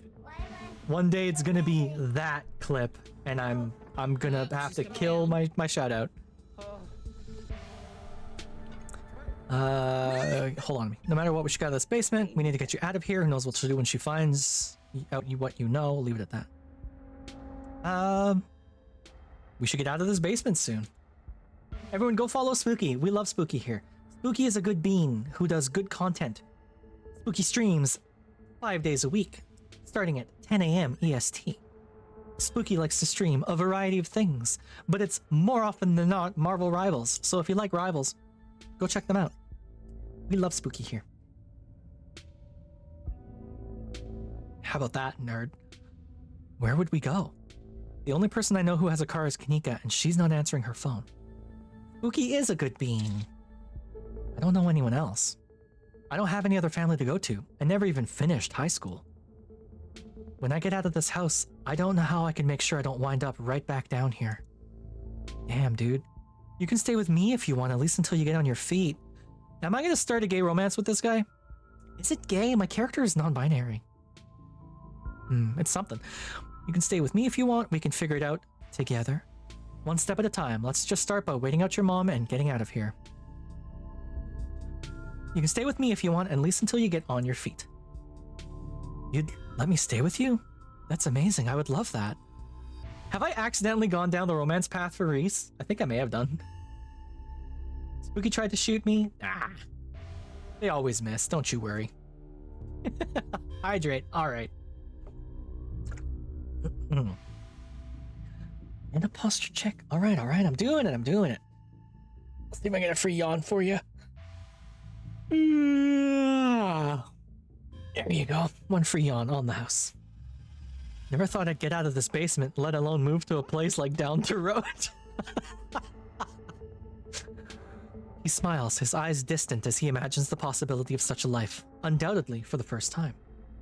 Yes, that's exactly what I'm saying, Orpheus. Thanks, Leanne Crom. You have no idea how much this offer means to me. But I guess we still gotta pass some time before we can get out of here. The distraction seems like a good idea. As you can probably tell, I'm getting a little jittery. Maybe it's the lack of poison in my system for the first time in years, or the fact that my whole perception of reality has been turned on its head. Probably a combo. It doesn't feel awful, to be honest. You could always draw me.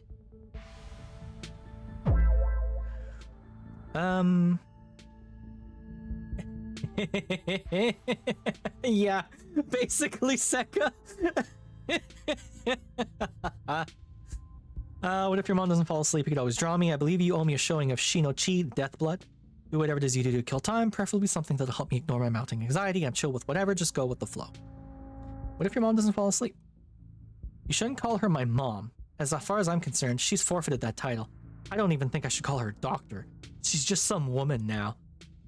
Can't wait for her to be in the rearview mirror of the rest of my life. Bro, if she doesn't fall asleep by 10, we can figure something else out. These windows are supposedly shatterproof, which she always said was for burglars. Now I assume it was yet another way to keep me boxed in. But we can try to break them anyway.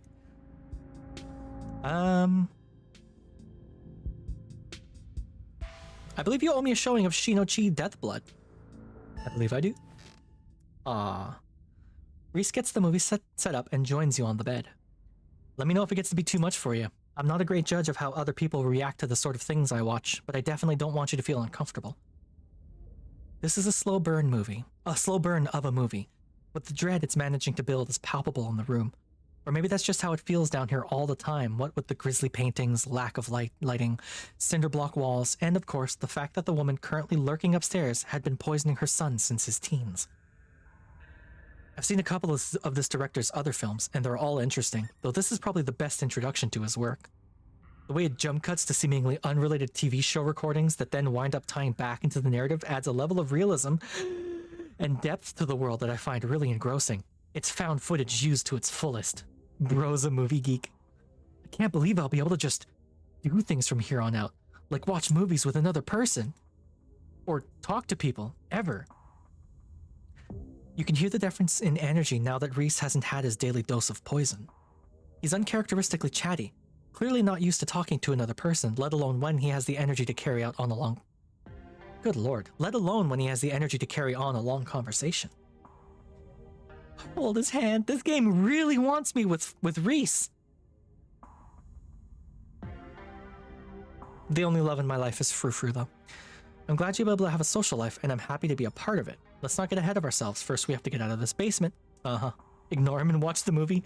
Shush, I'm watching the movie. Hold his foot? No, ew. Ugh. Ugh. Ugh. I can't even see them dogs.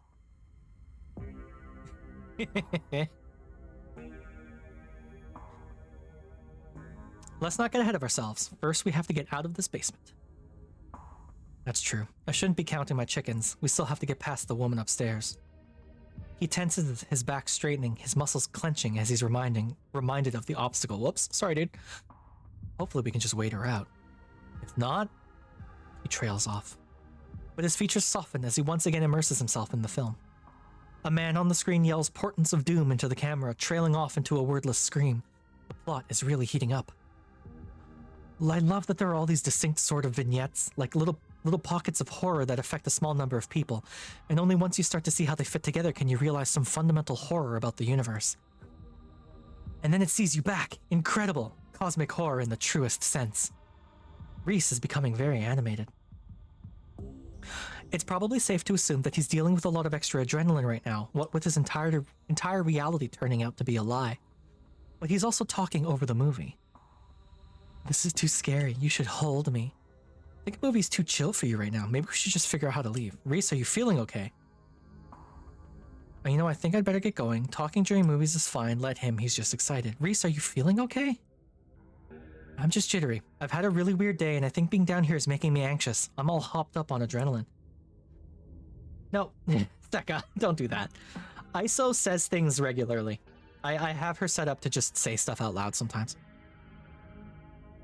Maybe waiting out the dock is a bad idea. The longer we wait, the more likely it is that she'll figure out that we're on to her, and it would be too easy for her to lock me up again and be thorough about it this time. There's a knock on the window. Oh, fuck. Wayne! Leanne Crom, don't get any closer to that thing. It's time to go home. Bro, your hand's looking ashy. You gotta get some moisturizer on there, bro. That voice. I know that voice. Is that who's been following you around? Yeah, it's Wayne. Without another word, Wayne starts pounding on the supposedly shatterproof window. Oh. Enemies upstairs, enemies outside. We're surrounded. Even if I get out of this house, I won't be safe. You won't be safe. What do you mean? Wayne isn't gonna hurt you. He hasn't hurt anyone. Why did he call you that thing? Yeah. Why did he call you that thing? Because he's some kind of monster, and he wants me dead. Can't you feel that? The murderous intent is practically oozing out of him. But I'm not weak anymore. I can fight back. I don't have to cower in fear from the people who want to hurt me. I can protect both of us, Leanne Crom. Oh. The window shatters.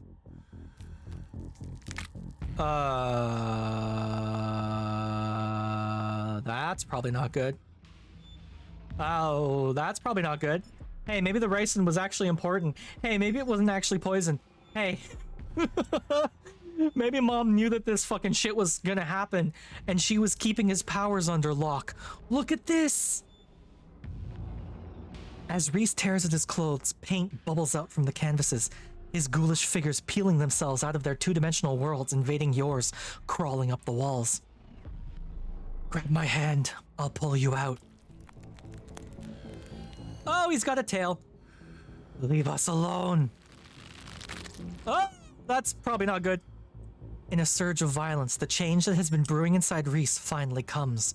As it manifests, the broken basement window is sealed off, and Wayne along with it.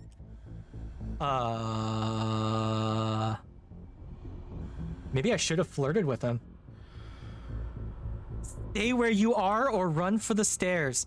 Okay, anyone who is brand new to watching me play visual novels, I run with one save file, and we see what happens. I trust my gut, and we see what happens. Run for the stairs, stay where you are.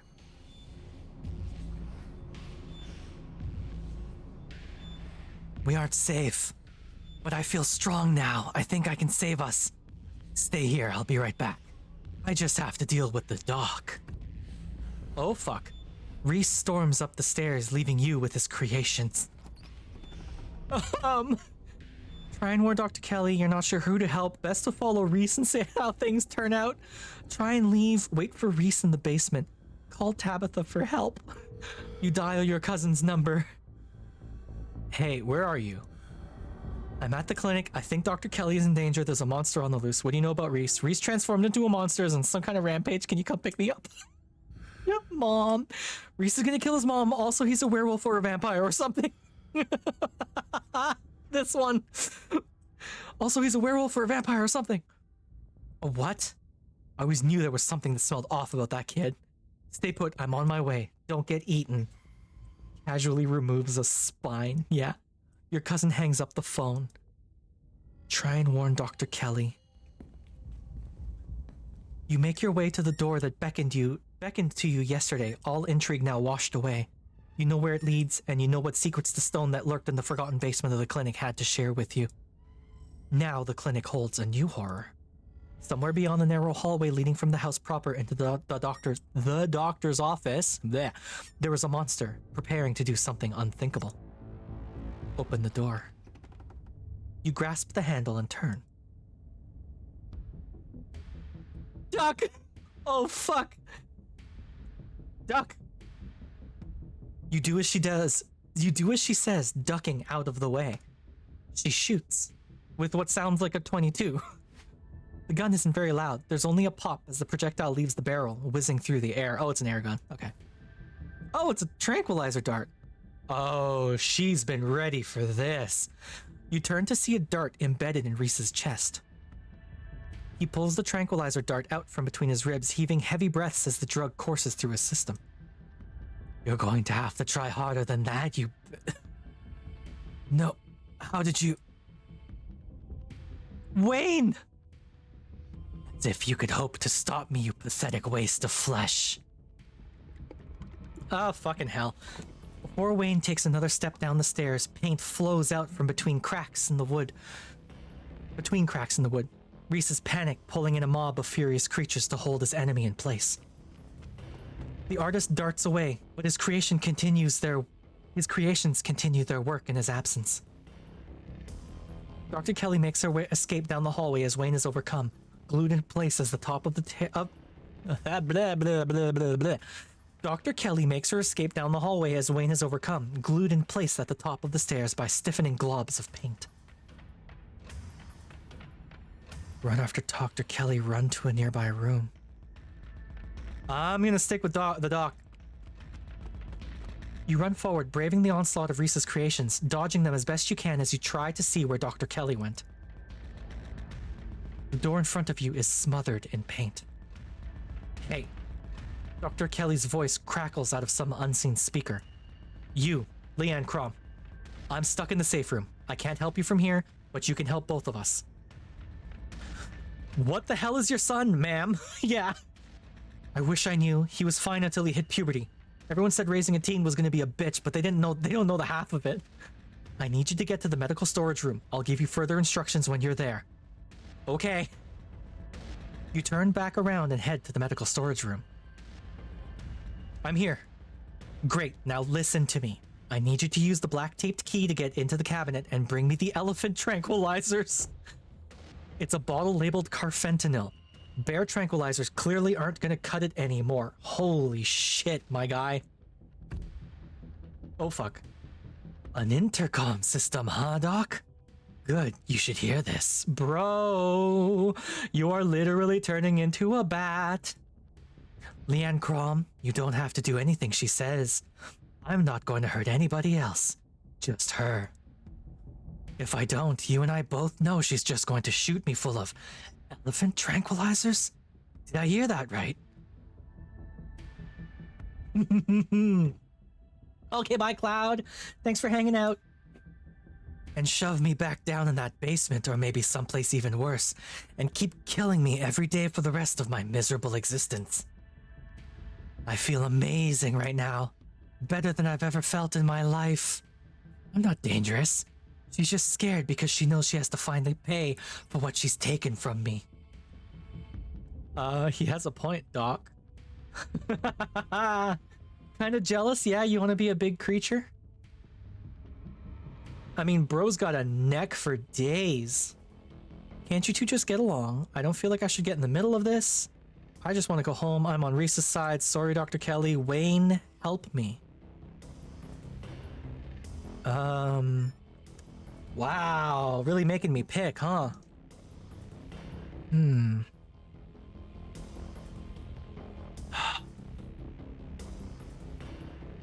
not gonna let you kill someone, Reese.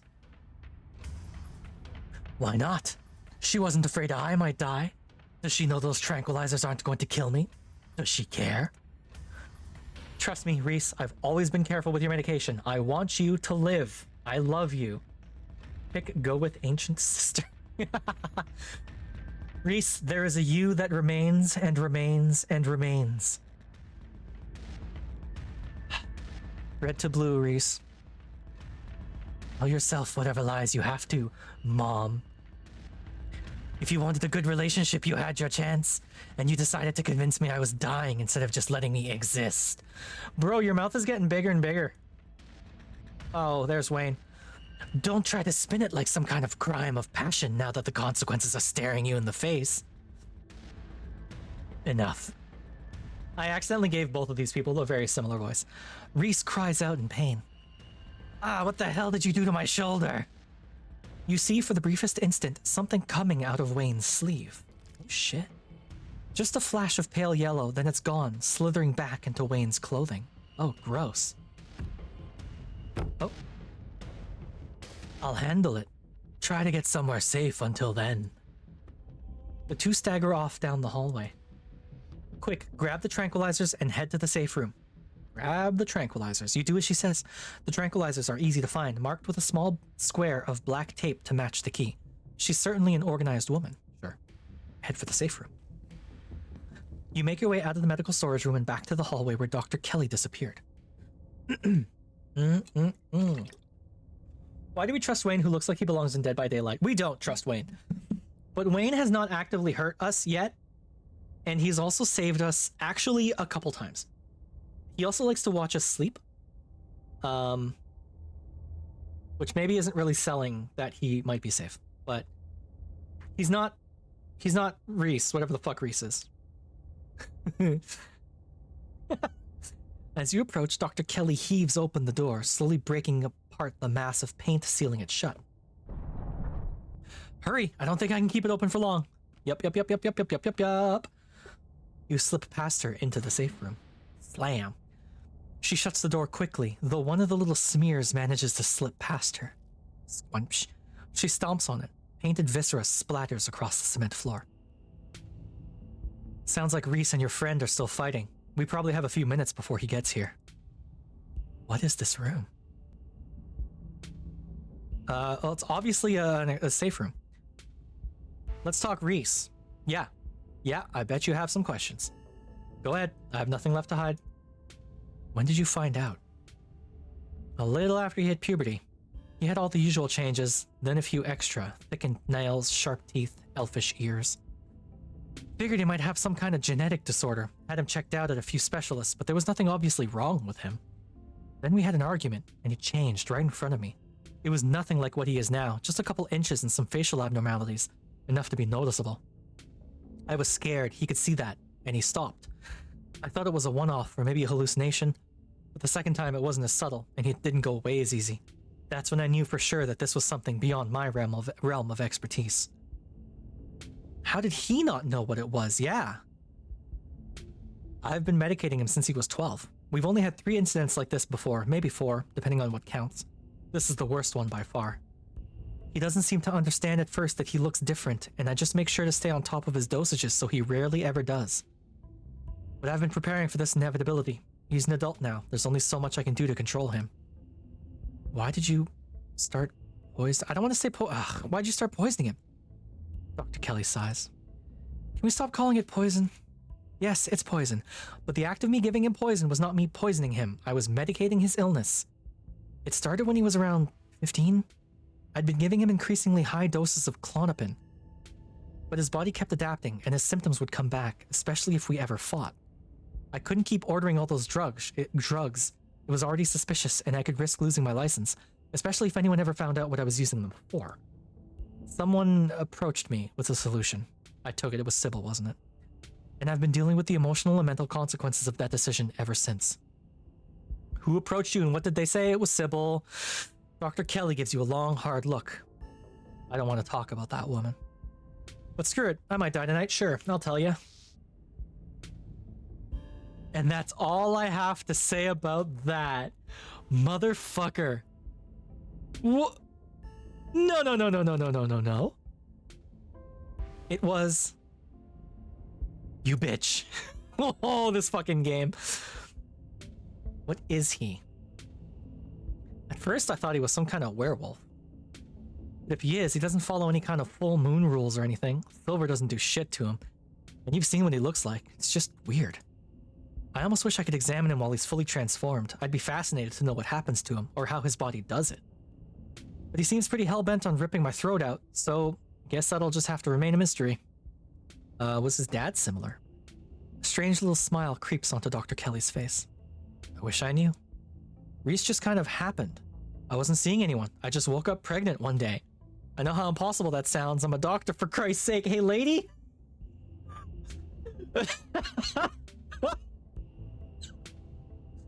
Hey, lady? You gave birth to the anti-Jesus. You literally gave birth to fucking Lucifer, son of Satan. Lady. Happens. Yeah, sure. Jesus Christ. Immaculate conception, except you gave birth to a demon. Holy shit. You just woke up pregnant one day. I kept having these weird dreams, almost like sleep paralysis episodes. Romantic sleep paralysis episodes. They were actually kind of sweet, but they were just dreams. Oh no, she's a monster fucker. She got knocked up by a dream monster. But then all of a sudden, my period stopped, I got morning sickness, and roughly 9 months later, Reese. Incubus it is, yeah, right? For sure. The relationship between you two seems difficult. Yeah, you could say that. He was such a cute kid. When I found out I was pregnant, I was terrified. I didn't know if I'd be ready. But he made me love being a mom. It's not like it was going to be sunshine and roses forever, no matter what. Kids grow up and they change, sometimes for the worst. This is part of being a mom too, doing what you can to make sure the child you brought into the world isn't going to go around eating people. Is that part of being a mom? Yeah, I'm a mom. You know, being a mom, you give birth to Lucifer, son of Satan. Gotta make sure he doesn't eat the childhood kids or the neighborhood kids. You know, just another day being a mom. Fucking hell, how do you know he's dangerous? Well, he wants to murder me, so that's clue number 1. It's not like he's usually a violent kid. He's mostly just sad. But every now and then we butt heads, and that's usually when this side of him comes out. Imagine if this happens anytime he gets frustrated with anyone. Imagine if he gets road rage one day, turns into a 12-foot tall monster with a million teeth, and rips somebody apart in the English, and rips somebody apart in the middle of a major metropolitan area. Yeah, he's dangerous. What you're doing is difficult, but it's necessary. Don't you think it might be self-fulfilling prophecy? I can fix him! Literally hitting us with the I can fix him. God. He's indeed a menace to society. I will make him watch anime and fix him. Yeah, exactly. He's been kind to me. Yeah, and Ted Bundy was kind to people he picked up off the side of the road, and he slaughtered them. Sure. He's a really sweet kid most of the time, but I can't let that overshadow the violence he's capable of. Alright. What's the game plan? While we're at it, any other secrets you're keeping? Yeah, you have it all. Okay. You have no idea how relieved I am to finally say all this shit out loud. Uh-oh, Maudley's hacking into the system. Getting all the pay data. What'd you get? Lost Pokemon episodes. The episode with the gun, and also James's giant titties. That one time James got some giant titties. Y'all remember that episode? What's the game plan, both short and long term? Well, I pump him full of elephant tranquilizers, then I lock him in here. Then I somehow convince him to see things from my perspective. Then we all live happily ever after. Uh-huh. I see no flaws with this plan. Sarcasm. Yeah. There has to be some other way. It's just going to make him feel trapped, so you're just going to lock him away again if he manages to find a way. And if you can't... There has to be some other way. It's just going to make him feel trapped. Sure is, especially since I'll have to isolate him even more now that he knows what's going on. He is going to hate me. But you gotta work with what you've been given. And what I've been given is an ethical dilemma where I either let my son kill me, freeing him to go out and kill others, or imprison him for the rest of his life and force feed him poison to keep him controllable. Or the third option, kill him. I've decided which outcome I can live with. Jesus, what is this room? Old x-ray room, lead walls. After I realized this whole situation was a possibility, I had the door reinforced with special remote-controlled locks. Glad it could finally come in handy. Sit in silence and wait for Reese. You and Dr. Kelly sit in silence and wait for her son to make his way to you. The sound of distant breaking glass cuts through the silence of the clinic outside the safe room. Shit, this might be game time. Get those tranks ready. We have to get this door open before he crosses the hallway. Dr. Kelly opens the door. The two of you stare out into the hallway. Oh, I don't like that one staring at us. That one sucks. Oh boy. Hey Reese? Hey Reese, my guy? Hey Reese, my dude? This is a problem, bro. Uma Musume is looking kind of weird, eh?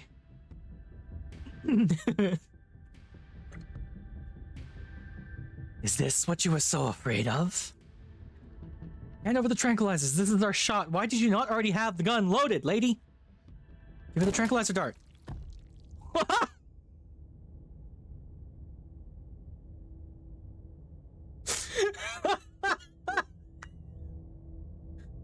Fuck.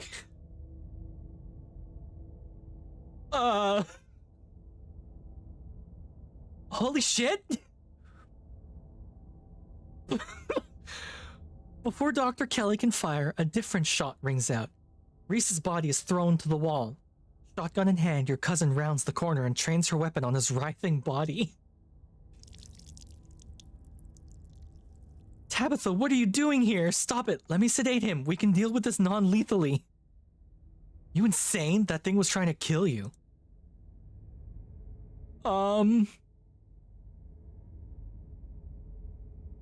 Oh, fuck. Oh, shit. I have to pick.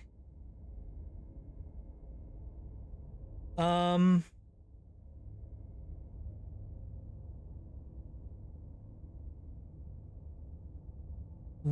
man. I don't know. I am legit at a loss here. Do we let Tabitha splatter him? Or do we sedate him? God, I'd almost rather be dead though. Like the alternative is you get locked in a room. Your whole life. Finish him, Tabitha. End this. Pow! Fucking Christ. Fuck it up, Tabitha. Jesus Christ. You two, help me drag this thing outside. We're burning it. Tabitha, that's his mom. Fuck.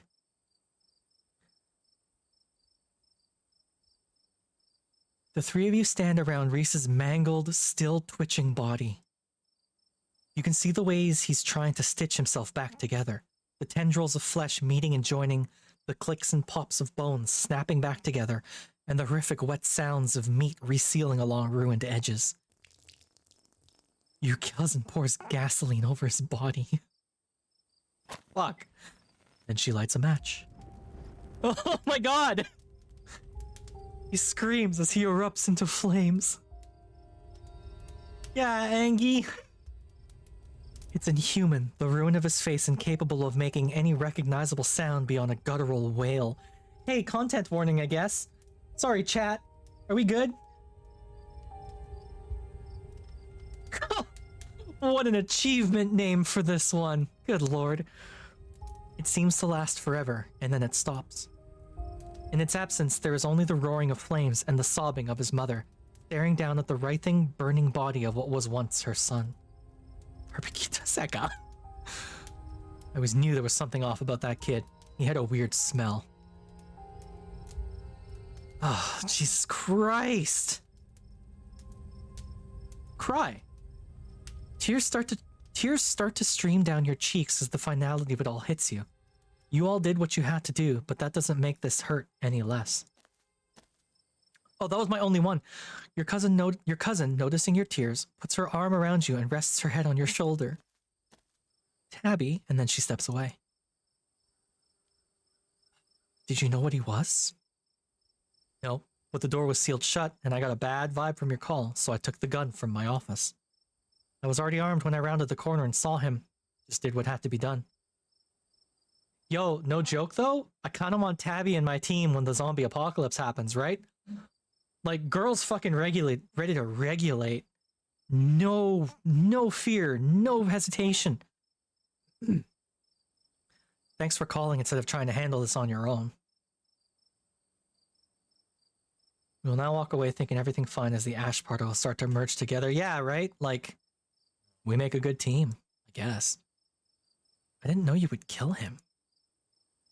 Then you didn't have a very good grasp on the situation. He was a rampaging monster. There was no way this was going to end without at least a little bloodshed. It could have. I had it under control. This didn't need to happen. Yet you let it happen. Come on, Joan. Joan or Joanne? Joan. You didn't stop me when I lit the match. Deep down, you knew this was for the best. Poor guy. I think I was starting to like him. Well, I mean, suffering is over now, Dr. Kelly. This is a good thing. Sorry, Dr. Kelly. I feel like this is my fault. Poor guy. Honestly, just in general, right? Had it control except for those 3 times, yeah. No one responds. The 3 of you standing in silent agreement, only the crackling of Reese's corpse filling the quiet of the empty clearing. Sorry, Joan. An acrid smell hangs in the air, the stink of burning flesh stinging your nostrils. But he's gone. There's only a charred pile of ash and bone where his writhing body once lay. Nothing moves, nothing tries to mend itself. There is nothing left to be mended. I'm going to bed. Not a word of this to anyone, or there will be hell to pay. Don't have to tell me twice. Dr. Kelly starts back down the hill towards the clinic, leaving the 2 of you next to the smoldering ashes. I'm parked down the hill. Let's get out of here. I need a shower. My hair smells like burning corpse. Fuck. The 2 of you make your way to the bottom of the hill, where Tabitha's car is parked among the sleepy houses of Scarlet Hollow's residential street. She places her gun in the trunk and turns to face you. Anything spooky hiding in the distance? Anything? No? Nothing going on anywhere? No. You're alone right now. Is Stella still missing? I tried calling her a couple times, but I kept getting her stupid voicemail. Yep. Shit. Let me think. It's a long shot, but there's a place that might be worth checking out. We're going on a hike. Bring the gun!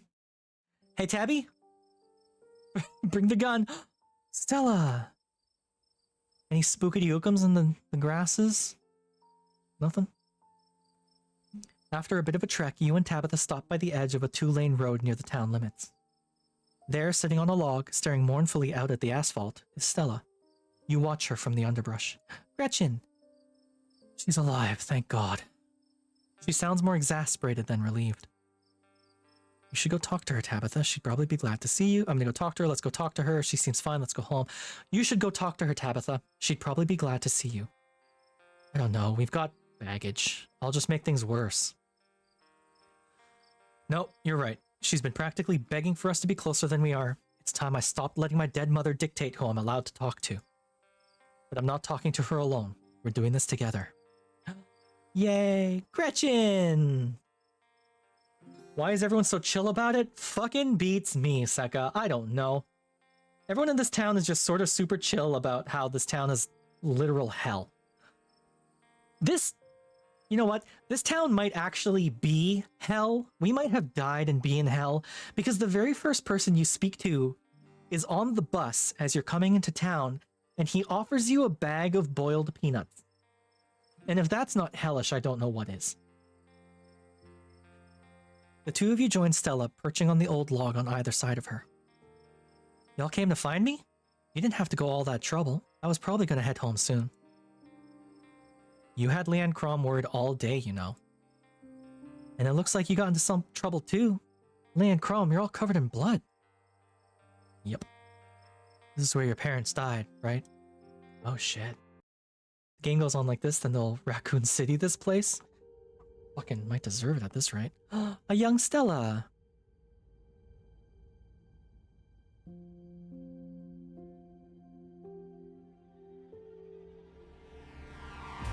Oh. Wow.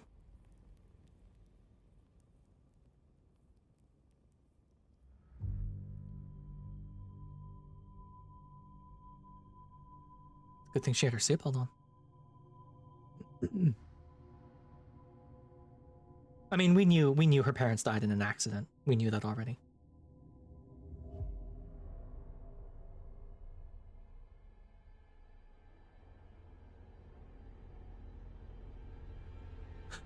Oh.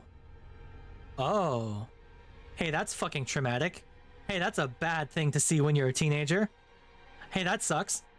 Hey, Stella? You need therapy, girl. Fuck.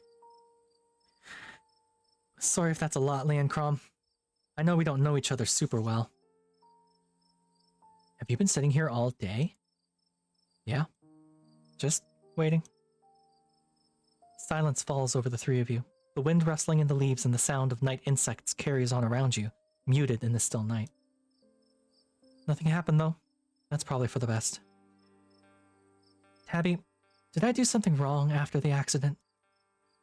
What? There's whole years of my life that I feel like they just never happened. Like every time I try and remember them, it's blank. I have all these videos sitting on my channel that I don't even remember filming. It's scary. Did I do something to push you away? No. All you wanted to do was talk to me, but Pearl Ann wouldn't let you near me. Hey, did you know trauma can affect your memories? That's a thing. Oh. Tabitha sighs. That's not true. I was an adult when the accident happened. It doesn't matter what Pearl Ann wanted. Yeah. I need to stop hiding under my mother's coat every time I make a bad decision. I pushed you away, Stella, and I shouldn't have done that. I'm sorry. Tabby. I've missed you. I've missed you too. Still, fuck Pearl Ann, though. To the Dead Moms Club for bringing us all together. What a fucking shitty thing to say. You have no idea how happy I am to see you two getting along. Should I just keep my mouth shut? I'm just gonna keep my mouth shut. The three of you stare out into the quiet night, and I just got an achievement. It's actually the one achievement I wanted to get. Thank you. I think the accident is probably why I got into ghost hunting. I think I just wanted to see them again. I wanted to know whether I even could. I never found anything, so I eventually gave up. Then last night happened, and I ran out here to see if maybe it would happen with them, too. Even if it meant seeing the crash again, seeing them all messed up and dead. I just wanted to see them. It's been a whole day. I don't think they're coming. You want to say goodbye? Stella sits in silence for a long moment, her breaths slowly and even. Goodbye. I love you. Don't worry about me. I'm gonna be fine. She's silent again as if waiting for a response. No response comes. But she smiles, a lively glimmer returning to her sad eyes. That kind of felt better. I don't think I realized how much I'd kind of trapped myself in my own head. Thank you for breaking me out of it, you two. Stella straightens up, stretching her back. Gretchen wags her tail, tags jingling in the quiet night air. Gretchen, I know that stench. That's the time to go home, Stretch. Oh, Stretch. Thank the Lord I'll be sleeping in my own bed tonight. Thank you for talking sense into this girl. In case you're wondering about the stupid fucking voice for Gretchen, I did this as a joke, and then people latched onto it and they love it. So that's Gretchen's voice. That's what Gretchen sounds like. We should probably head back, right? I haven't slept in a day. Wait, before we go, we should tell you about what happened tonight. She doesn't need to hear about this tonight. You keep the events that transpired at the clinic to yourself. At least for now. Yeah.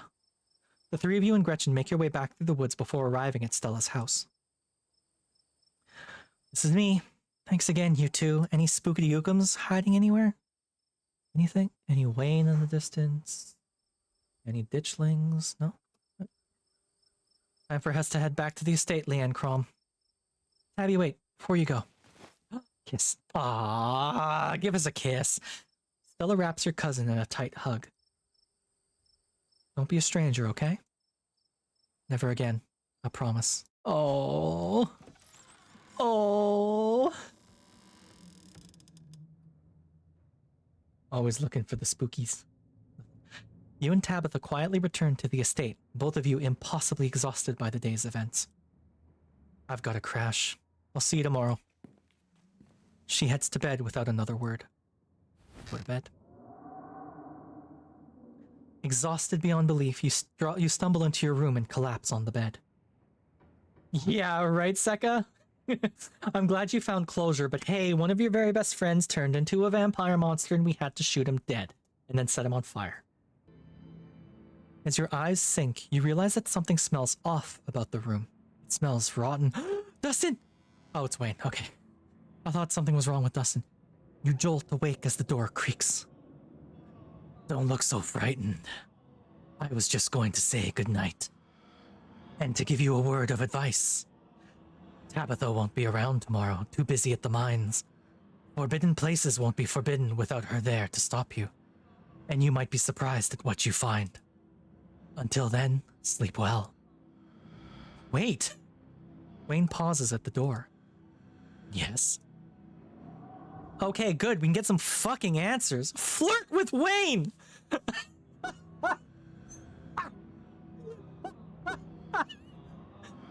As fucking if that's an option. Can I just point out that the only times the game has given me an option to flirt with people has been Reese, who turned out to be a fucking vampire thing, and Wayne, who may or may not be dead? Did you know Reese was like that? I thought you wanted me to stay at the estate. Aren't you going to lecture me? Why are you following me around? Why not Stella or Kanika or Sybil? Why not Tabitha? Thanks for looking out for me tonight. I don't need you looking for me all the time. I'm glad you're okay. I was worried Reese might have. Seems like Reese gave you a run for your money. I thought you might have done something bad to Stella. I didn't have to. She didn't have it in her to stand by your side. Remember that. She won't be there if you need her. How'd you know Reese was like that? I knew he was different. How exactly, I wasn't sure, but now I know. I thought you wanted me to stay at the estate. Aren't you going to lecture me? You are free to make your own decisions. And those decisions have been made, decisions. I know that something pulls at you, and now that it's started, I know that you cannot stop until your task is finished. I'll keep you safe while you do what you must. Why are you following me around? Why not Stella or Kanika or Sybil? Why not Tabitha? Because you're special. Oh shit. Well, why? Why am I so special? You simply are. Do you not feel the ties that bind us? They are unbreakable. Oh shit, this guy's flirting with me. Good night, Leanne Grom. Fuck. Wayne leaves your room and closes the door behind him. Look at my special eyes. My special eyes, my brand. The damp smell of the mattress is starting to become almost welcoming, a sign that the now daily horrors of Scarlet Hollow are finally behind you, at least until the sun inevitably rises once again. You close your eyes, your exhausted body succumbing to sleep almost immediately. As you drift off, you think of Reese and the way his mangled but still living body writhed in his funeral pyre. And then you think of nothing. This is the end of episode 4. Episode 5 will release later this year. Follow us on social media to stay up to date on the rest of Scarlet Hollow's development. That's it, y'all. Perfect timing too, because this is the end of my stream today. As you rise to the horrors of the next day, adulthood, yeah, no shit. Congratulations for finishing all the episodes currently available in-game. You've unlocked Hardcore mode? Hardcore mode allows you to select 3 traits at character creation, but you'll no longer be able to use your traits to avoid the consequences of major decisions. This penalty only applies to hardcore runs. Have fun if you dare. There are consequences to my decisions? Interesting. If you'd like to continue with this world state in episode 5, please save your game now. Done so. Join the Discord, join the mailing list. Please play Slay the Princess, our other game. Join the subreddit, continue. Wow. What a good fucking game this is, man. Holy shit. Have you played First Life? I have not. Let's take a look. Let's check out what that is. Because this has been really, really good. I'm really enjoying this. Let's see. First life. Store. First life. Yeah, it doesn't seem to be on Steam. Have you played the second life? Len is falling for it? Huh? What? Oh, I missed something in the credits. Hardcore mode. Wow. Oop, that's the wrong button. Oop, first life, real life. Oh, no. I don't like it. The graphics are nice, but there's no character creator, and you don't really get to choose anything. And it runs in real time, like 1 second is 1 second, which sucks. And yeah. Yeah. Not a fan. What a good game. So we are going to turn down the graphics. Listen, my body did that for me. I have to wear glasses. Shitty eyes. Scarlet Hollow. Scarlet Hollow. Okay, well, tomorrow we are going to play some more Teenage Exocolonist. Because that is also a very good one so far. I'm really enjoying Teenage Exocolonist. So yeah, this is a good game. I really like Scarlet Hollow so far. I'm excited for more. It's sad that only episode 5 is coming out at the end of the year, although they did say in the update that 6 and 7 shouldn't take quite as long. 5 was like the big one, apparently. Like the big one. So hopefully after 5, 6, and 7 come a little more rapidly, but this game isn't getting finished until 2027 at the earliest, I believe. Unless they really haul ass. Yeah, there's the little pop-up for my ads starting soon. Yeah. What'd y'all think? Did you like this? Did you have fun with this one? I like this one. I think it's pretty good. Hopefully you enjoyed my playthrough of it. We're obviously going to pick it up once 5 comes out, but for now we're going to have to put it away. That, or if people really like it, I can try out different paths or something. But I might want to save that for episode 5, for when episode 5 comes out. I'll think about it. Potatoes are flying. Honestly, at the rate things are going, I'm worried about 2027. How old will I be? I'll be 38 years old in 2027. That's crazy to think about. That sucks to think about. So yeah. That's it. That's the stream. I guess come on by tomorrow. We're going to play some Teenage Exocolonist, same time, 3 p.m. EST, or EDT, I guess. And whatever that translates to in your own time zones. Teenage Exocolonist is quite a bit of fun, so we're going to have fun with that. And yeah, thank you so much for hanging out with me. It's always nice having people chatting. Worse than a weekly comic, now you have to wait for years. Yeah, mood. That's okay though. Let's find someone to raid. Go to my Twitch page. You know what? I didn't even have my redeems open. Let's clear these out. Oop. All right, who's currently streaming?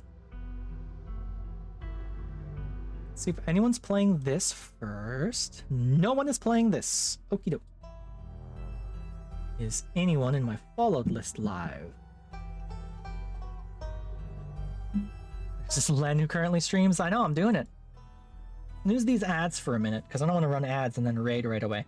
Oh, Danny's live. Danny's been live for a minute. Damn. Okay, let's check out maybe Danny.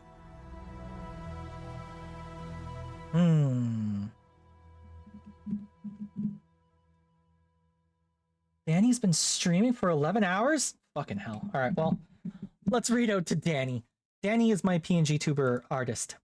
She's the one who made my model, the one I had up on screen earlier. So we're going to read out to them. Tell them I sent you. Tell them I said hi. Hire them to make art for you because their art is fantastic. Raid is live. Once again, thank you all so much for hanging out with me, and I will see you all tomorrow. Bye, everyone. Bye.